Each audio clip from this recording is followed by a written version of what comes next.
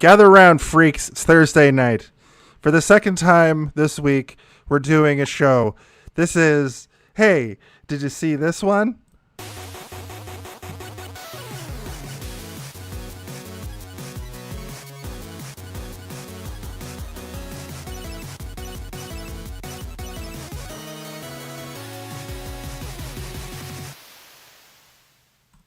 It's us. We're here. It's Thursday. It's the holidays. I guess this is technically our Christmas episode. It's happy holidays from all of us to all of you. Welcome to Hey, Did You See This One? It is Fan-Cember, also known as Guest Miss. And once again, we have what?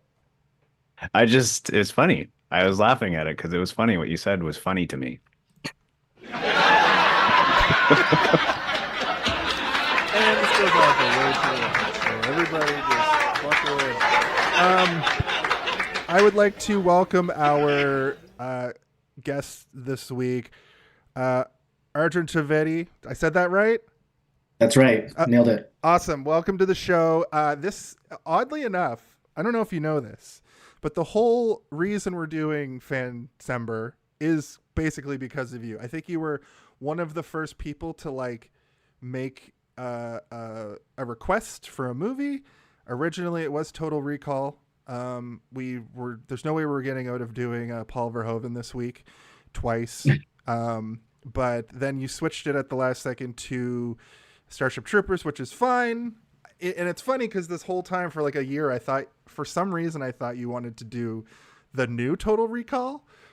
I don't know. I'm sorry. The old one, the original. I haven't seen the new one, but the old one, after I saw the movie 50-50 and the Quado joke at the end where he's trying to do the bandage on him, I'm like, God, that movie's amazing. But Starship Troopers is definitely close to my heart, so I'm happy that we're doing this. Absolutely. Well, thank you for coming on. I'm going to make this after a 2-year wait on the waiting list. Yeah. Or however long it's been since you suggested Total Recall. I feel like Matt Damon on the Jimmy Kimmel show. Every time brought on, it's we've run out of time. Yeah. This is episode 116. We've bumped you 116 times, 115 times. So welcome. We're pleased to have you. The first thing that we like to do around these parts lately is I put up an image on Monday and Tuesday from the movie poster, but zoomed in to a part of the movie poster. And I have fans of the show guess what the movie is. This week, oddly enough, people had no problem figuring it out. Because even though the premise of the show is to do movies that aren't talked about that much, everybody knows what this movie is. But then I learned that some people have never seen this movie also. So anyway, I would like to add the poster for this movie is very iconic in the sense that people know what the poster for this looks like, even if they haven't seen it. Even from just wandering the halls of Blockbuster when they were, 11 years old or whatever. That's right. So I'm going to just read out some shout outs. This is the fan guessing game. Congratulations! You have successfully guessed the correct answer, which is the answer you provided. Congratulations! Congratulations! That's right. This is the fan guessing game outcome. First up is Craig Webster, friend of the show, former guest of the show. He said drugs. That's it. That's the message. He also said that he was going to message me back with a real message, but never did, which I figured would happen. It's because he did too many drugs and forgot. That's right. Friend of the show, Chris Murphy, future guest, got the answer and wanted us to say, do you want the apes to live forever? Which I believe is one of the last lines of the movie. And he says, come on, you apes, you want to live forever? That's his thing that he says. And I think that someone said that to him. I think it was his, Michael Ironside, right? Doesn't he say that at some point? Yeah. And I'll shout out he's got 2 podcasts that I've been on. One of the Trivial Debates, and I'm going to be on his other podcast, Hold Up, a movie podcast. Hold Up, I think is what it's how it's meant to be said.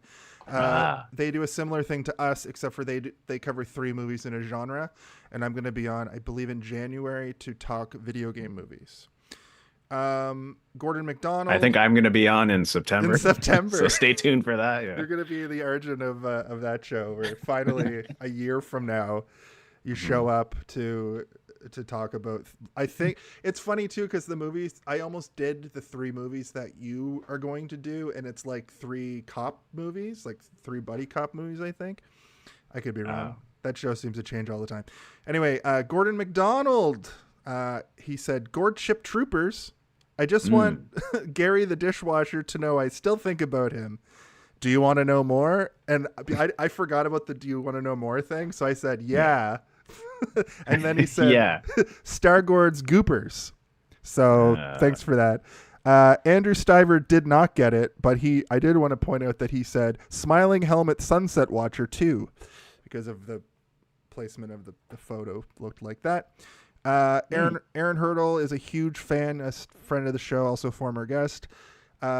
He just said, "Come on, man," but I knew that he would know what it is.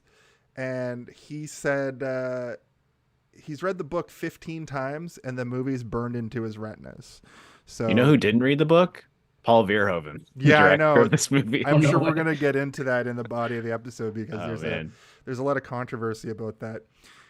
Matt Philp, he said, "Happy birthday to my main man, Jesus, praise be. Hashtag Hail Satan. Would you like to know more?" 2 other people. I think we're going to get a lot of "would you like to hear more?" Would you like to hear more? A couple people just randomly got it. Shout out to Sean O'Brien and Fletcher Camo. The Off Topic podcast, friends of the show, also got it. Doug and Kadeem. They basically just wanted me to plug their show. They wanted me to plug our show. There's a lot of love. I've been talking to them about podcasting stuff, so look out for them to appear on the show eventually. And then a unique thing happened. I use Mastodon to just like promote the show, and nobody ever responds. But this week somebody did. Somebody by the name of Mario Tor. He said, I asked him what his message would be, and he said, "Oh wow, if you could direct people to my Bandcamp and Mastodon accounts and ask them to follow me and my music, I would appreciate it a lot. I'm based in Hamburg. Thanks a lot."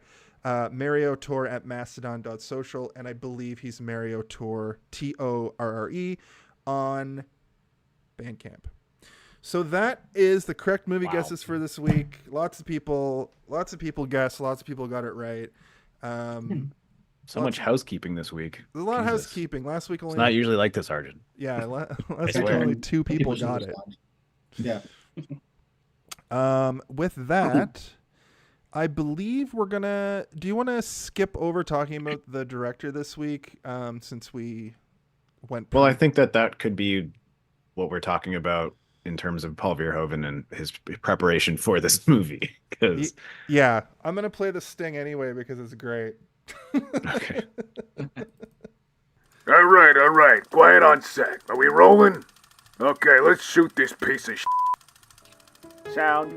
Speed. Action! I will say that Nolan or Leon in the chat said something funny. Oh. What, 25 minutes of Paul Verhoeven last week, wasn't That's it? Right. Leon in the chat was too much. Sorry. Was our guest last week. I will say that if you want to hear a long discussion about Paul Verhoeven, go and listen to last week's episode. Arjun, do you have anything you'd like to add about Paul Verhoeven here that maybe we didn't cover last week? Do you have any factoids? Not in particular about the director, but I actually don't know any of his other work.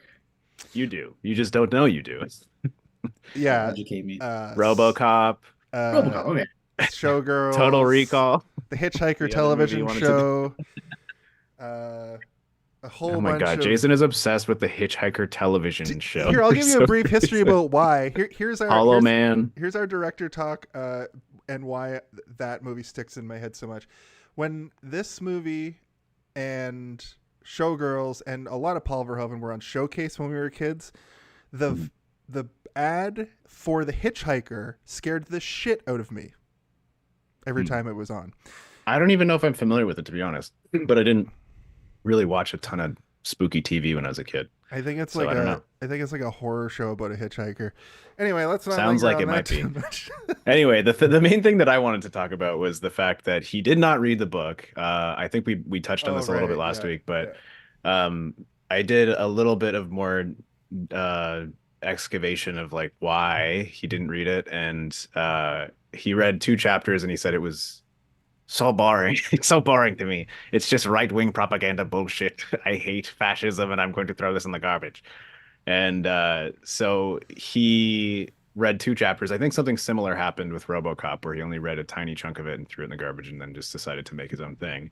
But what he did instead was he tried to take the source material and veil it and kind of hide what he was attempting to do with this movie, right? Which he said they would never let me make like a piece of fascist propaganda. So what I'm going to do is I'm going to dress it up as something else, and I'm going to cast all beautiful, like pristine looking white people and have them be these heroes that are committing essentially war crimes for 2.5 hours, and try and trick the audience into thinking that they're supposed to root for these people when they're essentially committing atrocities, right? Like you can watch this movie and you can really see that the characters within it are, they're being poisoned to the point that there's a scene where they're like stomping on actual cockroaches in the Yep. movie, and the kids are like all happy about it. Like those aren't the enemy. Those are just things that look like the enemy.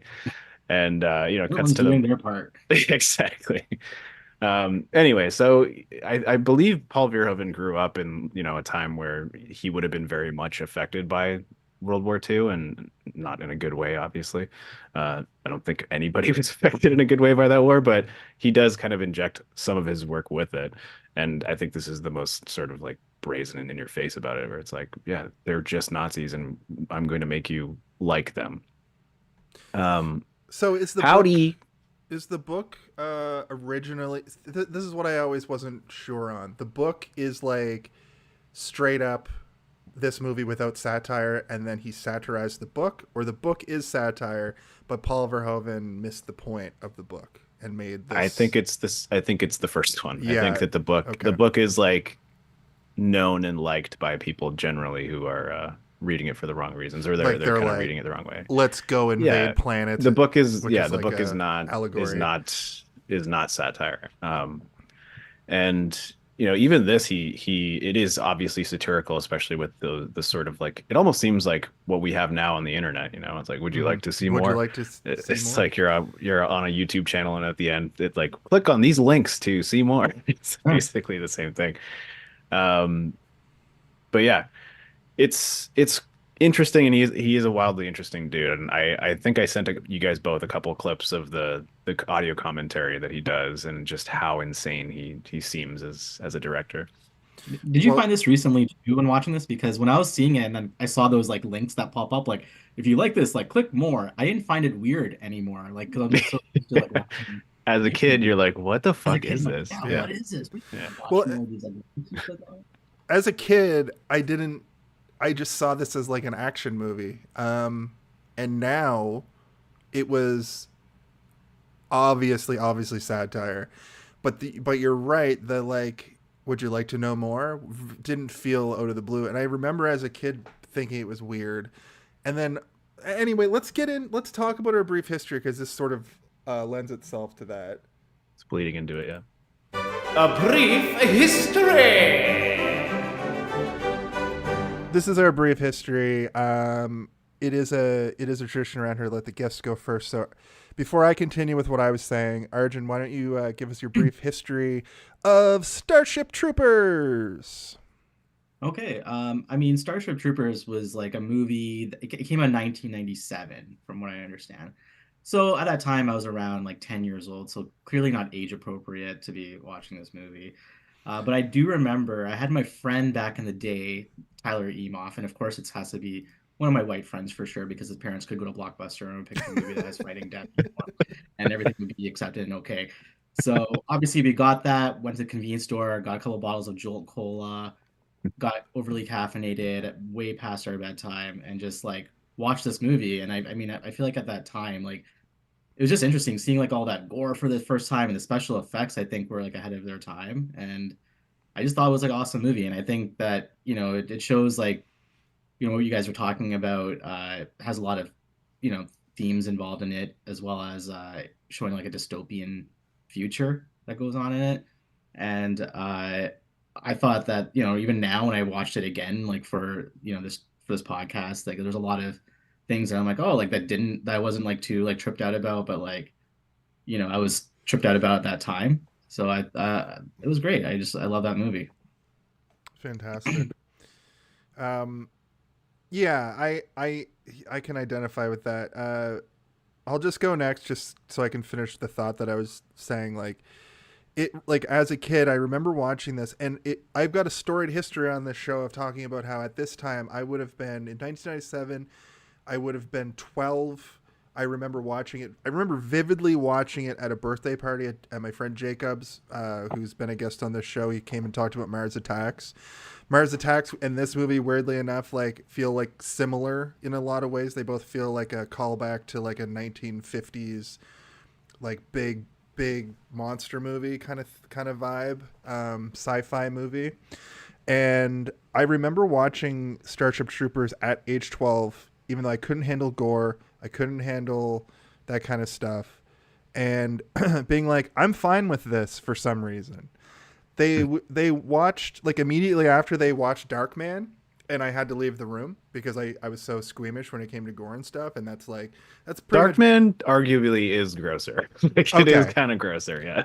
Okay, but I mean, like, I didn't really know that. I'm sure that it wouldn't really affect me now, obviously, because like I can pretty much handle whatever because I'm an adult. But this one, through the lens of a 12-year-old though, it just felt like a cool, like I felt like, oh man, I'm getting to see like nudity and gore, and like I can't believe the parents are Jacob's parents are letting us watch this for his birthday, and there was no other movie like it at the time.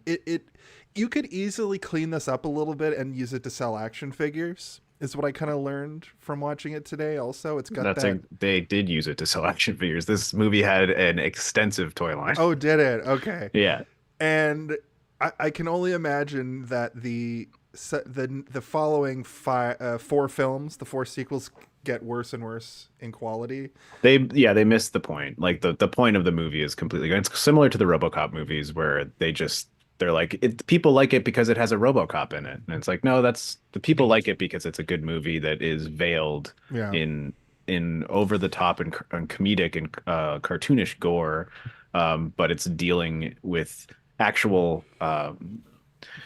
with actual things that like affect people in a way that they don't realize it, right? So when this movie first came out, like a lot of it went right over people's heads, and they're like, I can't believe that they're making these people dressed up like Nazis. It's so silly and dumb, and you're like, no, that's the point, man. You're missing the entire point. And it's like, it seems silly now to talk about it because it's so obvious.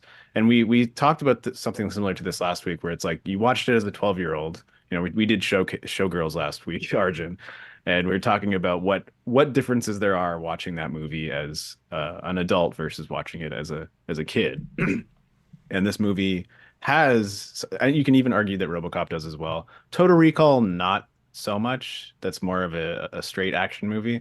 But this movie, that's another one I saw like way too young.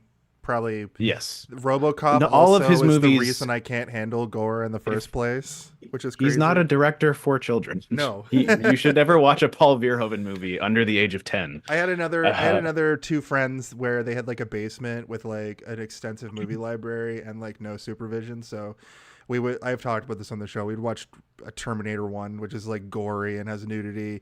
Watched like The Guyver and RoboCop and all these movies. And I honestly think that watching those movies too young psychologically messed something up in my head that made it so I was like afraid to see it on a shame level, but also on a like empathy level. Like I was afraid that like I could feel that like when somebody got hurt in a movie, I felt like a really hard empathy, but also I'm not supposed to be seeing this. So it's all part of it. I don't know.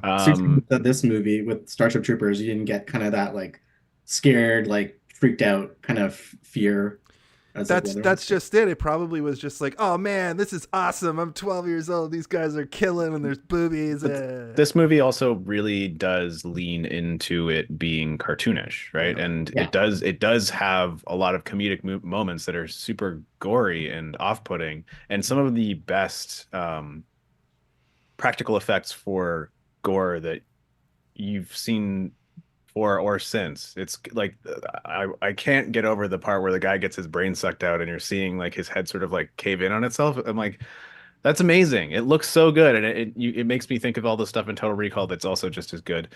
I did want, before we get into, we're kind of moving into the. I didn't get to do my brief history that's yet. what I was going to say though. Go ahead and do your history, and then we can get to to it. My brief history, I remember seeing this movie very, very clearly for the first time, because up until this point, I wasn't really allowed to watch anything. Anything that had a gun in it, even, I wasn't really allowed to watch it unless it had a laser gun, like a Star Wars or a Star Trek.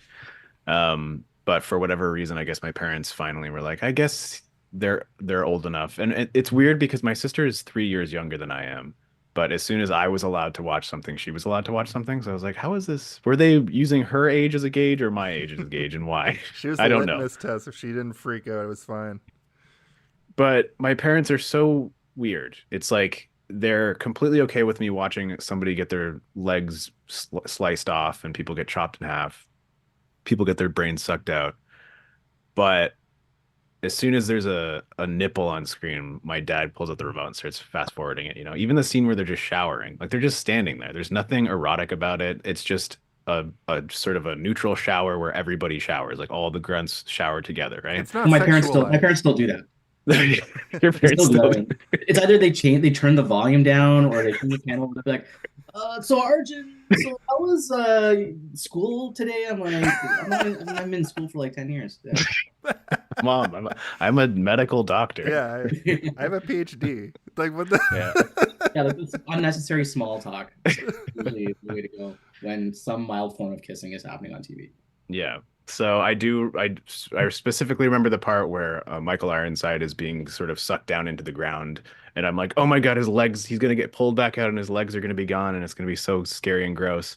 My parents did not fast forward through that or turn the volume down for that, but a scene of a bunch of people just showering and having a moment of like expository dialogue. We're not allowed to see this. I'm like, we could be missing context. I'm like a 12-year-old, like, I don't know what's happening, please. Anyway, that was the first time I saw it, and I do remember shortly after that, this was one of those movies in the same vein as like Rambo, RoboCop, Terminator. They all had a cartoon show that spawned off of it, and this one was no different. Like Verhoeven was sort of the master of franchise work, where like if you look at his body of work, he has more franchises that he basically started. If you wanted to put it up head to head with other directors, obviously the king is George Lucas, because just of everything how much Star Wars there is, but that's still one franchise. He's got RoboCop. I think there was a Total Recall. I mean, there is the sequel that came out years later. RoboCop had a cartoon show as well as multiple sequels. A video game just came out this year for like a live action TV show. TV show. Showgirls, the animated series. No, I'm just kidding. I think it was called Stripperella, starring yeah. Pamela But Anderson. then this show had a 3D animated television show called Roughnecks, which aired on Saturday morning, even though it was pretty gruesome. It wasn't really that PG.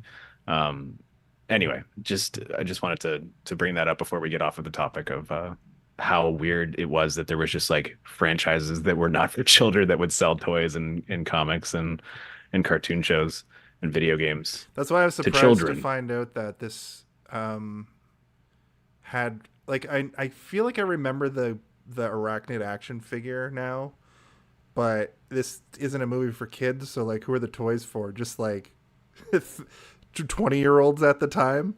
People that they're for children. That's what's crazy. I had a RoboCop. I had a couple of the Starship Troopers. I had tons of aliens, and I didn't even see aliens until I was like a teenager. Did you have an Elizabeth Berkley action figure where she's 100% nude and? No, it's like the Ninja Turtles where you stick their head into their shoulder and then it pops out. It's like that, except she just does like the grinding move on Kyle.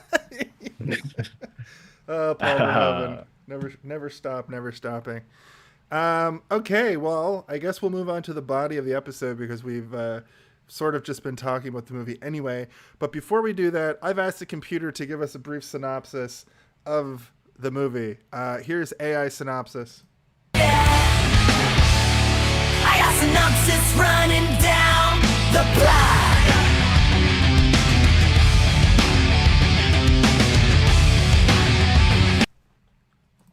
Mobile Infantry fights Arachne aliens. Rico rises through ranks, exploring militarism nonsense. Hallen's novel critiques of society, advocating civic to do.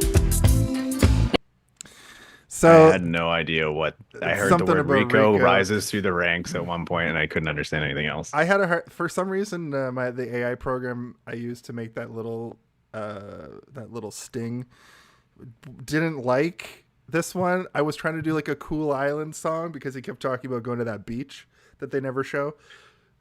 Anyway, probably just kill that segment. It's about dystopian future. They're probably knowing that we're onto them or anything, something like that, you know? Exactly. Yeah. Exactly. Sorry, I'm getting a phone call from my wife who's locked out, and I'll let her in. And why don't we talk about the body of the episode? Everybody back up, because here comes the body of the episode. So just right at the top of the show, we do just get the federal network kind of giving us the lay of the land, and we get lots of the I'm doing my part propaganda, which honestly is one of the things that most people remember about this movie. I'm doing my part. Would you like to know more? And the arachnids. So I just have to go make sure my door's unlocked. Well, you're forgetting one very important piece of dialogue in this movie. What's the best that? line ever written in any movie ever made. He got his brain sucked out. No, they sucked his brains out. That's it. You can't butcher the line. It's so simple. Sorry. Go ahead, Steve. Leon has said, Jolt Cola, damn, to Arjun.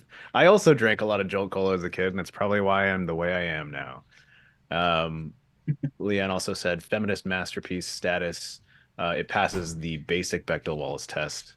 And then said 1.5 out of 5 on a wider intersectional feminist discussion as per smart movie knowing degree having women. Stay tuned and for I definitely would not disagree, but in the movie's defense, none of the characters are three-dimensional. They are all cartoon characters that are made out of wood and cardboard. Actually, I noticed something funny about Johnny. I don't know the actor's name, but he looks like what Matt Rife is trying to look like now.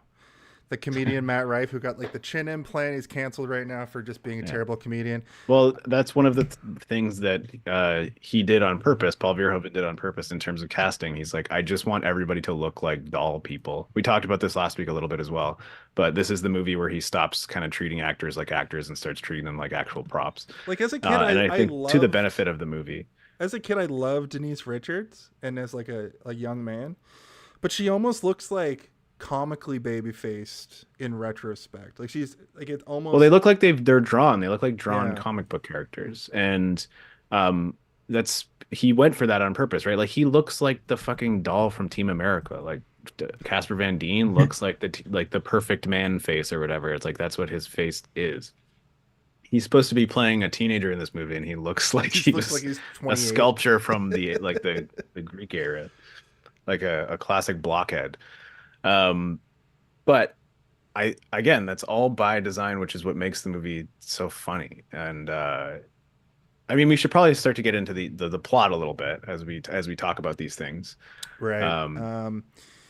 So they're on Clanathu for the invasion. They're invading a planet, and we're getting it through the eyes of basically the local news equivalent, and basically everything starts to go to shit, and then it's like we get a time jump backwards to 1 year earlier, and it's basically a class full of new cadets. They're in school. They haven't really decided what they're going to do with their lives yet. Obviously, they're in high school. They're not cadets. They're just teenagers. Right. They're just in regular high school. Sorry. Yeah. It is a who's who of people, though. from the 90s. Neil Patrick Harris is there, Denise Richards, Casper Van Dien. Who else is in the class at the beginning? The blonde girl who's in she's in like your Road Trip or something. Is she the girlfriend in Road Trip? She becomes captain at the end. Anyway. Oh, Elizabeth Smart, is that her name? Yeah, Elizabeth Smart. We see Rue McClanahan as a teacher, which is crazy. That's Golden Girl. What's her face from Golden Girls? Well, I don't want to just kind of zip through the high school part because I think it is very important. No, I know. I just wanted to mention that the who's who of 90s teen stars. Michael Ironside. Michael Ironside, of course, a teacher who's missing an arm, and I mean, our golden girl is missing her eyes, and she's clearly got burns all over her face, and it's like. One of the great parts about this moment is it seems that every adult in the movie has been horribly scarred because they've all kind of put in their time for the Empire. Or is it? It's a Federation, sorry, not an Empire. So it seems like this is how all high schools are in this like universe, like right? Mm-hmm.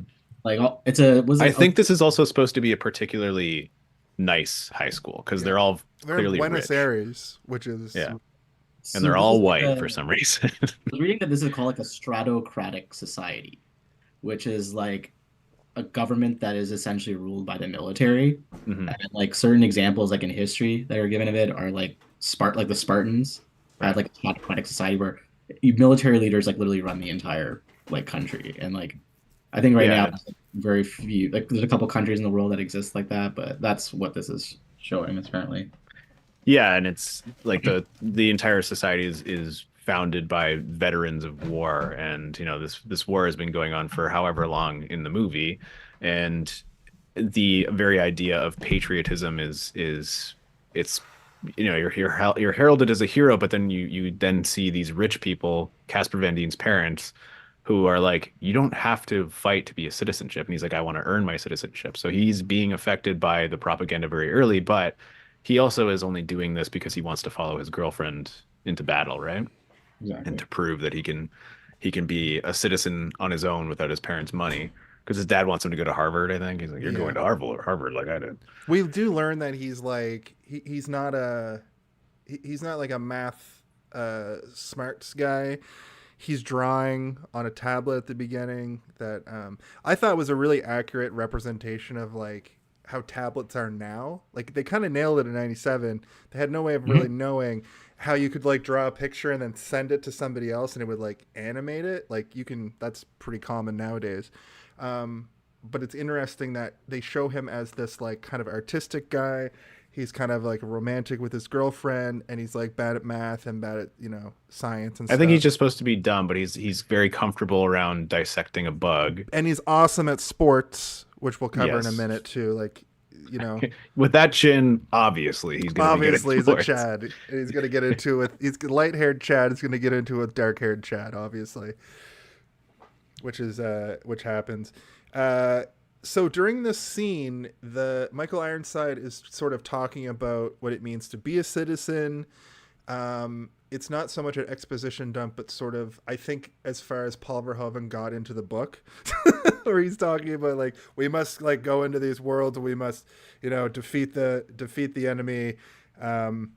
But then like after that, like I was finding it a little bit hard to follow. It's like, do I need to like absorb all this? But as soon as that like monologue ends, it just becomes an action movie. Just all the lines are like very Paul Verhoeven, like very easy to follow. I kept thinking of since we just watched Showgirls, I kept thinking of how like clunky the dialogue was in that, and it happens in this pretty frequently. If it's not an exposition dump trying to move the plot along, if they're just talking to each other, it's very like catchy lines. But we get a decent amount of like world building as too, True. Right? Where we see these weird things that I've never read the book either, so I don't know how connected it is, but you can be telepathic for some reason, and that's valuable to military strategists. And so Doogie Howser, Neil Patrick Harris he has psychic powers, and he can like control his ferret with his mind, and he's trying to see if Casper Van Dien has any sort of telekinetic, or wait, telekinesis when what is it? Which one's the one? There's telepathy and then there's telekinesis. One of them is moving things with your mind. He's got the thing where telepathy he can, like, is put a message in your mind. Yeah, so that one, he's trying to see if Casper Van Dien has any sort of aptitude for telepathy, but he doesn't. He's just as bad at that as he is at math or whatever. But again, the goal is that, you know, Denise Richards' character dreams of being a pilot. Neil Patrick Harris is so intelligent that he's too valuable to the Earth to not put his talents to use as a war game specialist. But yeah, he'll never see active combat though. He'll always he basically a scientist / strategist. He's like a military strategist, where he's gonna be in charge of everything one day, right? And that's what, like, literally the guy's like, I'll be saluting you the next time we see you, kid. And then at the end, he's dressed like a literal evil Nazi. They're all kind of dressed like Nazis throughout the movie, like when they're in their gear. But he shows up with like the tall collar and the long coat, blonde, very Aryan looking. And these guys have psychic abilities too, right? Like the military intelligence that Neil Patrick Harris is part of, right? Yeah. I just wanted to touch on Neil Patrick Harris too. I wanted to mention this in my brief history, but I watched Doogie Howser as a kid, and I believe he just disappeared for years and years. And this is sort of where he re-enters acting. And then after this disappears again pretty much until Harold and Kumar. He didn't disappear. He was on Broadway doing musicals. It was Broadway? That's what he was doing? Yeah, he wasn't just like, I'm going to go into hiding for a while. I'm going to go be a hermit, and I'll come back when I'm good and ready. Up until a few years ago, I pretty much only knew television. So that's what it looked like from my point of view. It looked like he kind of came and went. I know, but you could just look it up for 2 seconds. No. Just being like, he disappeared. I'm going to have you correct me instead. Okay. That's fine. I'm fine with it. I know you are. But yeah, he has been active his entire career. When he's not on screen, he's doing other stuff, right? Which is why anytime you see him do anything where he's dancing and singing, you're like, oh yeah, I forgot that he was on Broadway for like a decade while he was growing up. So right before when they're dissecting, I wanted to just mention this as sort of part of the brief history element too. Remember how I said, like, I couldn't handle gore? I also couldn't handle puking. And in this first, like, 10 minutes of the movie, we see a guy get bisected, and then Carmen pukes into a dissected bug. And I'm wondering how I handled this at, like, a sleepover birthday party. Like, and you get plenty of warning that she's about to puke too. It's not like it's not like an out of no. It's not like a Nomi from Showgirls where she just like turns and barfs out of nowhere, and you're like, oh god. This is like, oh god, she's gonna throw up. Paul Verhoeven loves showing like pretty visceral, gross, real moments. It's kind of what I learned from these two movies. He also loves gore. Like, he loves having a good dummy head, you know. It's one of his strongest suits as a director. Of them in this one, yeah. Oh man, when they're going through like the Mormon base or whatever. This is another thing we learned early on in the movie, that humanity basically started this war. They went to go colonize a planet, not knowing it was already occupied by an indigenous species that is the bugs, and but it's not just anyone. It's a bunch of Mormons. It's like a Mormon space mission or whatever, where they build a giant church to Joseph Smith on this planet, and they basically like disrupt the biome, I guess, or like the ecosystem of the planet by being there. And so the humans fight back, and then they thrust themselves into a war. And I don't know, it's so weird because you don't really understand how the technology of the arachnoids, or are they called arachnoids or arachnids? Just arachnids? Okay.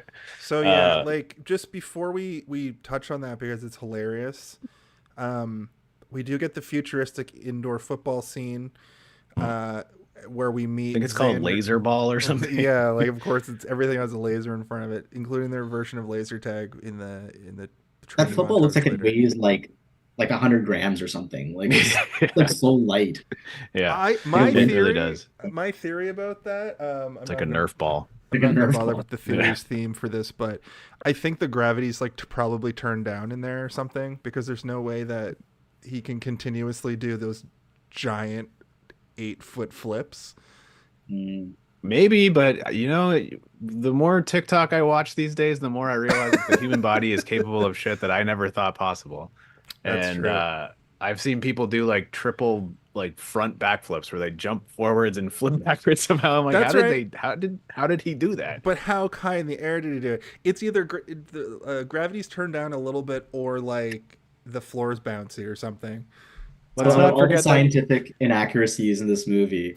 They're gonna be like, no, we need to have the 100-gram Nerf ball there in order to match the gravity, because mass in a vacuum and no gravity is the same. That's why we have a doctor on this week, to just pull it apart. Yeah. Dr. Arj. So during this football sequence, we get introduced to Xander. Xander, like I said, dark-haired Chad versus light-haired Chad. They sort of go at it in the football arena. He moves out of the way. Xander goes flying into the stands, but then he starts talking to Carmen. And then, did you notice that Carmen yelled, "Yeah, home run," when when Johnny got a touchdown? I'm not a sports guy, but I thought that must have been put in the movie on purpose. She said home run. Oh, yeah. I never really thought about that before. I'm also not a sports person, but I was like, maybe that's what they call it. Maybe that's what they call it when he Did ran they into just do the that end something zone. so that, like, she just is into him and is clueless about the sport type thing? It's probably that. Yeah. It's probably that. They're just It was trying to like- be it like, could have she's been really smart, but she's also not smart. Or it was an ad lib. And Denise Richards fucking is actually dumb in real life. Yeah. Anyway, Rico. We're talking about Dr. Christmas Jones. Rico catches the ball and wins the big game. This is when we move to Johnny at home. He gets the join the fight pamphlet. The parents find it. He wants to go into the galaxy and see it. See, this is it's interesting that you mentioned earlier that it's like he's going to join for the girl, but also I kind of got the vibe that he also actually he's got that like artistic brain a bit. I feel like he would want to not go to school. He would want to go. I mean, you keep saying he's got an artistic brain, but I think that was primarily the technology that was doing all the work for him there. I don't think that he is like an artist. Okay. Well, you know, dummies want to see the world. Because remember, he draws that picture and then she immediately animates it so that it fucks up the drawing that he did in a better way. So like she's like, I think that it's just some sort of program. Okay. But who knows? I could be wrong. He could be an artist. At any rate, the parents are fully against this. Dad wants him to go to Harvard, and he suspects that Mr. Radchek, Michael Ironside's character, the army teacher, wants all the kids to go. Isn't it crazy that if they just named him his actual real life name, it would have been a cooler name? It would have been a better name. Mr. Ironside. You just want to follow Professor Ironside to the battle on the alien world, don't you? Yeah, so what? Yeah, and so then he what? gets a literal Ironside later when he gets a robot hand. When he gets a robot arm. And not even the only robot arm in the movie to show that the old people have all had to deal with these horrible wars. Yeah. I do like the detail though there, because it's like I was in the infantry. It's what made me the man I am today. And then he has literally only one limb left, like Darth Vader. Like he's got one arm left, and both his legs are gone. He's got a robot hand, and then he's got one regular hand. And then the teacher, I guess biology teacher, she's all burnt, and you're like, okay, so she probably got into some sort of lab accident, right, where she accidentally cut like a acid sac on something she was dissecting, and it burst in her face or something. Like you can kind of create these weird little moments of how they got messed up in your imagination, which is great. Or she saw active duty, and then it's very clear that she could have got alien. She could have got injured anyhow, but my brain is like, oh, maybe she got it in a lab accident, and then she couldn't actually work in the field anymore, so they're like, go teach high school students how to cut open whatever, like the babies. I don't even know if those are babies or what. Yeah, they're just like giant cockroaches at that point. Mm-hmm. They kind of look like carpet beetles, actually. So we get the scene with the dance. We get the sense that Dizzy likes Rico, Johnny. Johnny's with Carmen Ibanez. Xander's there. Diz wants to bang Johnny. There's a bit of a love triangle that doesn't really get a payoff because both of the like forlorn lovers just get killed, but Johnny and Carmen never get back together Do those just right quick? Do those any of these characters show up in the sequels, or do they just move to different Roughnecks? The second movie, well, the Roughnecks is the name of Rico's squad, but Right, so I know, but well, I don't know. So the second movie, nobody's back. The third movie, Rico's back, and then the two movies that come after that are animated. So I don't know. I haven't seen them. Oh yeah, I forgot that I forgot the fact that the other yes, okay, that's cool. But the other two movies suck, and I can't remember a single detail from them except for Johnny Rico's big old chin. Oh, I did have something I wanted to say, but I've forgotten it now. But it's fine. It might come back to me at some point. Well, Rico just. I wanted to say, so this is the moment where the audience, in all test audiences, completely turn against Denise Richards, and never. They said they tried tweaking the editing like in every which way, and this just shows how like shitty and fucked up human beings are as a society. That she has this sort of playful glances with this other character, who then she later on befriends, and they're sort of semi-flirtatious, and they had a scene where they did imply that they had sex, but then they have a full-on sex scene between Rico and Diz, and nobody ever felt the same way about Rico as they did about Denise Richards' character, and they had to remove that sex scene. They even removed scenes where they would kiss, and the test audiences still were like, that fucking temptress, like, fuck her, I hope she gets her brain sucked out. And it's like, oh man. And no matter what they did to try and repair that, they couldn't do it. And people to this day still like hate that character because of the fact that she dumped her boyfriend to follow her dreams, which is just like, oh man, come on. From my point come of on, view, society. I didn't really hate that character, and I don't really care. Like, I'm not saying every single person ever. I'm just saying that as like a sweeping review. Are you just getting the Johnny Walker Red Label out right now? No, I'm getting the Glen Morgan. Oh, awesome. Glen Morgan? Yeah. Nice. Welcome to the show. We like to drink here. That's great. I liked our sponsor or no? Yeah, I wish. I just have like a giant case. If you're hearing out there, Glen Morgan, please send more. You should say, please. Did you see this one? Please, did you see this one? I liked her character for the most part.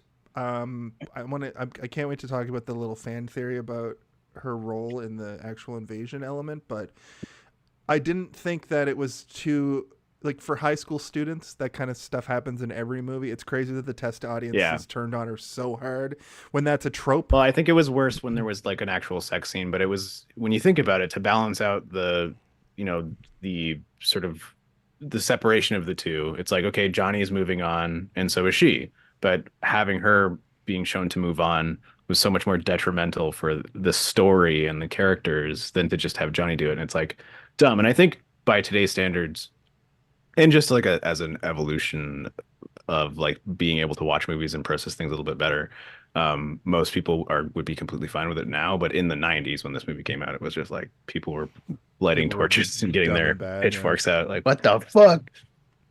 So we see a little bit more of the love triangle happen. Johnny just wants to be friends with Dizzy, blows off her dance. He wants to talk to Radchek. Radchek is trying to lay some knowledge on Johnny about the situation, and Johnny tells him he wants to join up. Then he finds Carmen talking to Xander, and Xander is also going to be a pilot, which is what Carmen wants to do. And this is at the point that I realized you're going to go to the academy? It's like a real Luke Skywalker moment where she's so excited. Johnny's name is Johnny, not Rico. And Johnny's going to go with Carmen to sign up to be a citizen. And the kids all enroll and take the pledge. And Carl, Neil Patrick Harris's character, Colonel Carl, fuck, that's so funny to me. He becomes intelligence. Johnny gets infantry. And this is, I believe this is the part where they're talking to the guy who's missing the legs and the arm. I thought that the practical effect for the hand, even though it was obviously like plastic, it didn't look as cheesy as it does in some other movies where they use plastic for like metal. I thought that a lot of the practical effects in this movie, like they went a little bit above and beyond just to make it look a little bit The budget nicer. for this movie was absolutely fucking insane, and I want to talk about the special effects a little bit because this is the first movie that Paul Verhoeven was forced to actually have to use CGI. Like he's never had to use it before. I complain about, but let me guess. I want to make a guess. I was watching the credits at the end. Did they make sculptures of things and then CGI use the sculptures as the models for the CGI or something? Because this movie doesn't. Well, that's what they usually do for most movies. Well, it looks like. I mean, not really anymore, but so they used to always do it. CGI, but if you watch something that heavily relies on CGI from this era, like Fifth Element, it looks bad now. But this movie looks great. I mean, Paul Verhoeven has a very high standard when it comes to how things look visually. So if something didn't look right, he would just cut the scene rather than have it be in, you know? Yeah. And this movie has tons and tons of practical effects, but there is digital here and there, but you know, there isn't really any digital where you're like, oh, that's not great. There's a few moments, but then there's, you know, the scene where Rico is on top of the giant bug and he's like holding on and shooting. Yeah. It cuts a couple of times here and there where you're like, it doesn't look perfect, but it doesn't look bad. But then it cuts to him and he's on a real thing. He's on right? an animatronic, yeah. But even like the spaceships, you know, they made miniatures. Those are miniatures, yeah. But they didn't even call. I think they called them maxitures because they were huge, or bigatures is what they called them, because they were technically miniatures, but they're like the flagship. The flagship was 18 feet long. Oh, okay. Like the length of a fucking swimming pool. This thing is noticed huge. in the It's credits crazy. there was a digital effects team that just did the scene where the asteroid comes and hits the ship and the ship veers off path. Like there was a whole team that just did that one shot. The credits for this movie are actually kind of run like an MCU movie a little bit. Like it just goes on and on and on, and there's just different teams, and you know what I mean? Like it was actually kind of interesting to see. I mean, I don't like watch credits. Asteroid. I heard that there's like a fan theory that when you heard about this, I was gonna get to it when it happens, but if you want to, we'll get to that. We'll get to that. If you want to talk about it now, I'm fine with that too. But I want to talk about that because Steve probably will unlock the I know exactly what you're talking about. All right. But yeah, I want you to tell me about it so then I can respond. Why don't you tell me? Okay, let's talk about it when we get to it. Yeah. So we get back to where are we at here? Carl changes the. Sorry. Okay, so back at home, Johnny and his dad are arguing some more.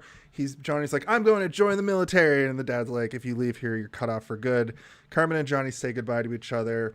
And well, I want to have a head bow of respect for the moment where all three of them walk out like it's a fucking sitcom, and they're like, let's promise that we'll be friends forever, and they're like, forever.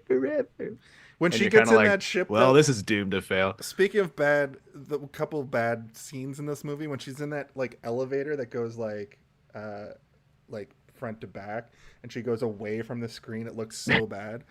And then I think it doesn't look so bad; it just looks weird. I think another thing that's really for as ahead of its time as those tablets were at the beginning, the fact that she's like, "Don't forget to write."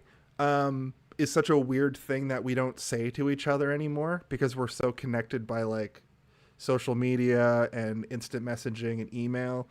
We also have to think that our language at that point when this movie was being made wouldn't have any kind of vernacular for that. We wouldn't have a way to express how we would contact somebody. Text me in 6 seconds. I'm texting exactly. Like right I don't now. even know if texting was like the word text was not even a word yet. Think it was. But you might now say like I'll message you or something, right? Yeah. But like to say I'll write you something, it's like you're not really gonna. But then we find out in 20 minutes that they can just video message each other. But it's a whole thing where you like record, because that's what they used to do back in the day when you'd go to war, like in the military, like.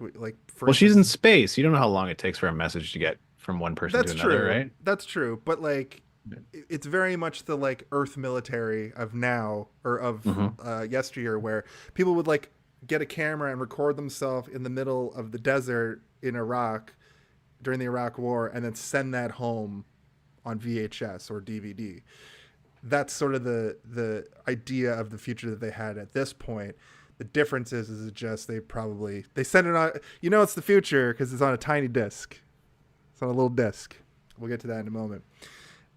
We get another shot of after they all say goodbye to each other. So according to Leon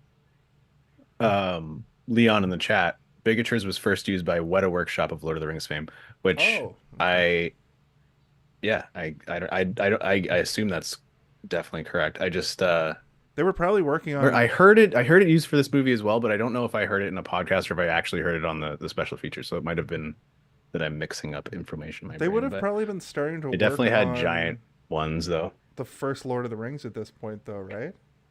Yeah, because I think they shot the movie over the course of like 2 full years, and then we're doing reshoots for another like.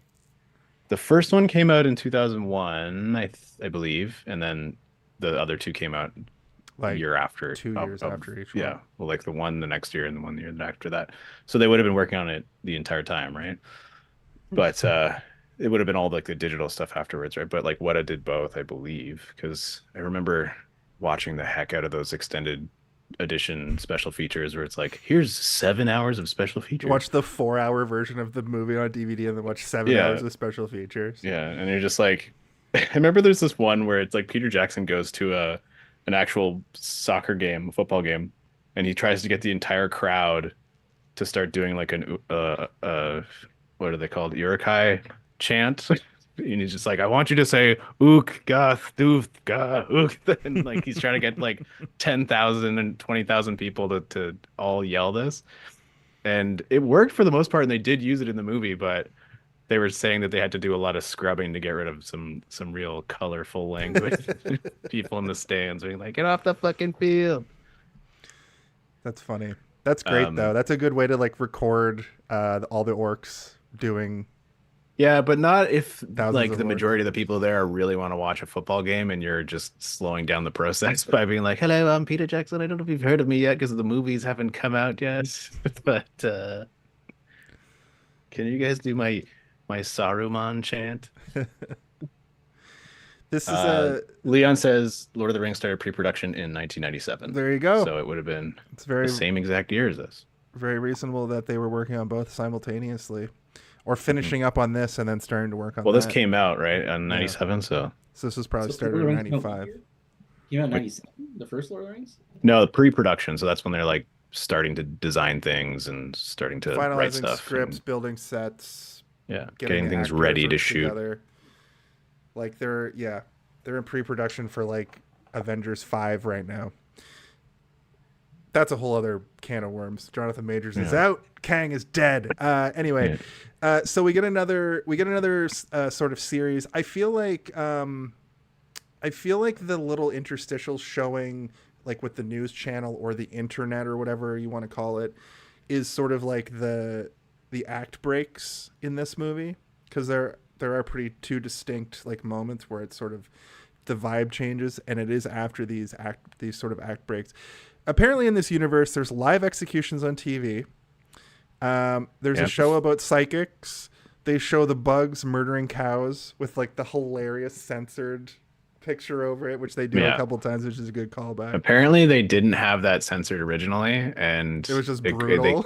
They couldn't get it. They couldn't get it passed, and then. But honestly, though, it's way funnier with the censor bar. Like, it is. It makes it so much more hilarious. Because the blood splatter on the wall behind is so ridiculous. Is there any way to get it like anywhere else to watch, like on YouTube, or is there a way you can?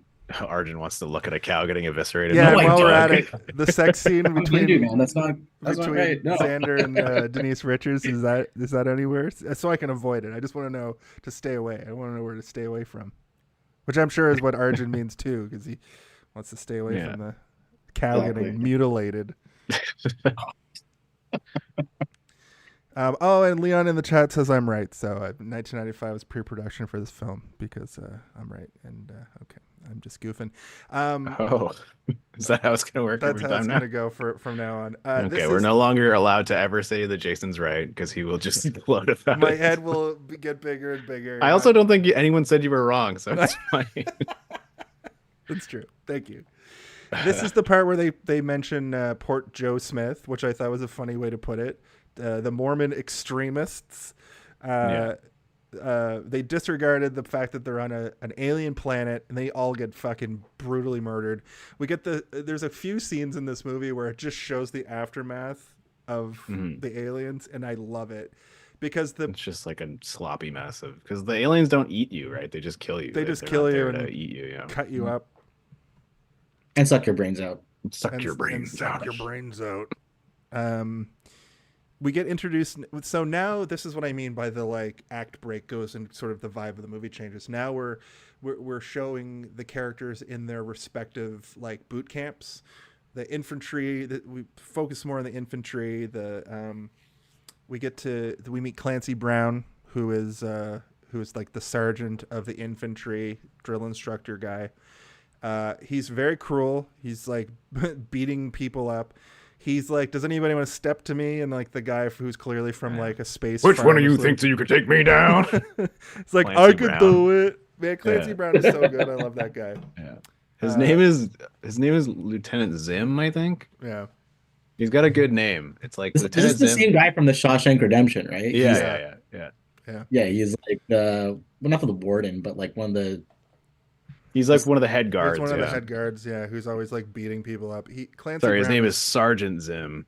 But Clancy I think Brown, at the end of the movie, they call him Private Zim, which infers that he like took a demotion in order to be able to get into the field to fight, which is kind of cool. He's the one that finds the brain bug. He this big beefy country boy tries to step to him and fight him. He breaks his arm and puts him down. And then is it Dees that shows up then and tries to square off with him and almost takes him out? Because she moves there to be next to Johnny because she's got a huge crush on Johnny.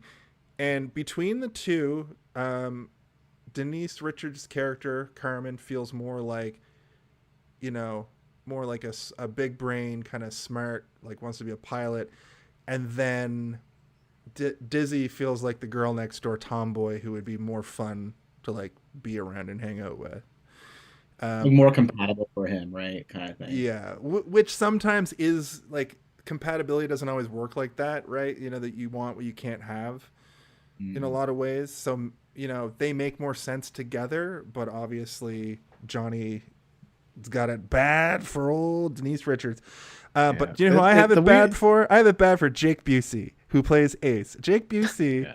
Jason rules. loves a man with big teeth. Giant teeth. Just big old teeth and a fucking little spiky haircut and looks like the son of Gary Busey and kind of talks like him too. That's because he is. He is the son of Gary Busey. He was all over the place back during this era, right? Like there was a good chunk of time. And I used to think that him and Matthew Lillard were the same person. Like I legitimately thought they were the same guy. They both have big, goofy horse faces. What'd you say, Arj? Sorry? What other movie was he in? One of the big ones around this time for me was The Frighteners with a Peter Jackson movie where he plays a ghost. He's a murderous ghost. With spiky hair. Yeah. Is that the one with Michael J. Fox? Yes, Michael J. Fox can see people who are about to die have like a number on their head, and he can also talk to ghosts. It's a real sort of got like Ghostbusters energy to it. It's quite good. He was in Twister. Jake Busey was in Twister? Was he? Oh my god. I'm trying to think of like the ones that everybody would know, but like the ones that I know, I don't think like Identity like is one that I have seen a few times. Twister. He was just one of the lab techs. Okay. He didn't even have a name in Twister. His name in Twister is Mobile Lab Technician. That's crazy because that movie came out like 1 year earlier. That's like 96. Yeah, well, he hadn't fully told everybody that he was Gary Busey's son yet. He's like, I know what you guys think. And yes, I did inherit these teeth from my father. His movie was a raunchy comedy from the early 2000s called Tomcats, which I vaguely remember. I think that's a Jerry O'Connell movie. Yeah, I remember. And Shannon Elizabeth. I remember this thing. It's just like American Pie. A bunch of college kids are being gross. I think that's what people would know him from. I'm looking at his. I know him from this movie we're talking about right now. The Basically, best yeah. movie ever made, Starship Troopers. Steve's first then we 5 get- out of 5, and he doesn't give number ratings. But yeah, I mean, once we start to get introduced to all these different soldiers, and then it doesn't. I do like the fact that it's not like they stick to the same group of soldiers the entire time. There's a point later on where there's like a new where influx. they Where like Gabriel they, from The Walking Dead shows up. Yeah, Sugar Williams. Sugar Watkins, not Sugar Williams. He shows up with like another squad, and like that, I think it's Michael Ironside's squad, and that's when you kind of get that sort of rush, like, oh man, this really is all of humanity coming back to fight the bugs. Yeah, again. they're more seasoned too. Like he even has the like claw on a necklace, but that's in the third act, brother. Johnny, sorry. So Ace is like a loudmouth. You think that he's going to be a bully at first, but then he immediately befriends Johnny, which is like subverted my expectations weirdly. And I've seen this movie before, I was like, oh man, he's going to be a bully. And then I was like, oh yeah, he's just kind of a lovable doofus. And then the guy who got beat up, we see some more futuristic technology where the guy who got beat up by Clancy Brown has like a thing on his arm that's just like gel. Yeah. That's Now, like Arjun, as a medical doctor, I was curious about this. how the fuck does this thing work? I mean, And is it real? It's a real prosthesis, of course. It makes sense. So he's got like this, like it's like a bubble on his arm that Zim broke. Some and blue gel. It's just like a liquid in there, and I guess it's there to like promote healing, right, for the bone. I mean, nanotechnology is like one of these things that's like up and coming in medicine now, where this kind of stuff, I think it might be like not super far-fetched. Like I think some of that can possibly happen. So you're telling me a Bacta tank is going to happen eventually, like from Star Wars? Or the Bacta tank in this very film. It's true, but I want us to bring up Star Wars at least once. Yeah. Listen, Star Wars walked so that Starship Troopers could run, okay? And we all know that that's true. It's a true fact. Oh, Leon in the chat was talking about some movies that Jake Busey's in and brought up Roadhouse 2. Which is funny. And in 2015, Denise Richards and Jake Busey were in a movie called A Christmas Reunion about high school sweethearts. Which sounds... Were they high school sweetheart? Imagine it was a Starship awful. Troopers Christmas reunion. Hey, it would work. A high school reunion, sorry. I mean, there is kind of a high school reunion at the end of this movie. Okay, so we're in the classic cafeteria sequence. Yep. Our expectations are subverted, and then we get kind of thrown into boot camp life, and it's great, and it's so good, and I like all of it. Obstacle course. Well, we need to talk about the knife throwing scene because it is extremely important, right? Because there's a callback at the end of the movie that we need to acknowledge. You don't bring a knife to a nuke fight, and what does he get for his line there, Steve? He says, "Put your hand on that wall." And Mr. Krabs himself says, "Put your hand on that wall," and then he throws a knife into his hand. And I believe the line is something to the effect of, "An enemy cannot hit a button if he cannot use his hand, or if his hand is immobilized," or something like that. That's like exactly it. Yeah. It's a great effect too, the way that so I watched the director's commentary with the writer as well, and it keeps kind of like flipping back between actors and the director and the writer, but during this sequence they explain in great detail how they accomplished this effect, and they just had his hand up there, and then they had a quick cut where they switch it with a fake hand, and like they use digital effects to like make this all work, but they just shot an actual gun with a tube with a knife in it, and like a hydraulic rifle essentially that shot a knife into a fake hand in the wall, like right next to him too. I'm like, holy shit. They couldn't just like glue it on, like they did. They wanted to have it go in. They put his like hand like that, like on it.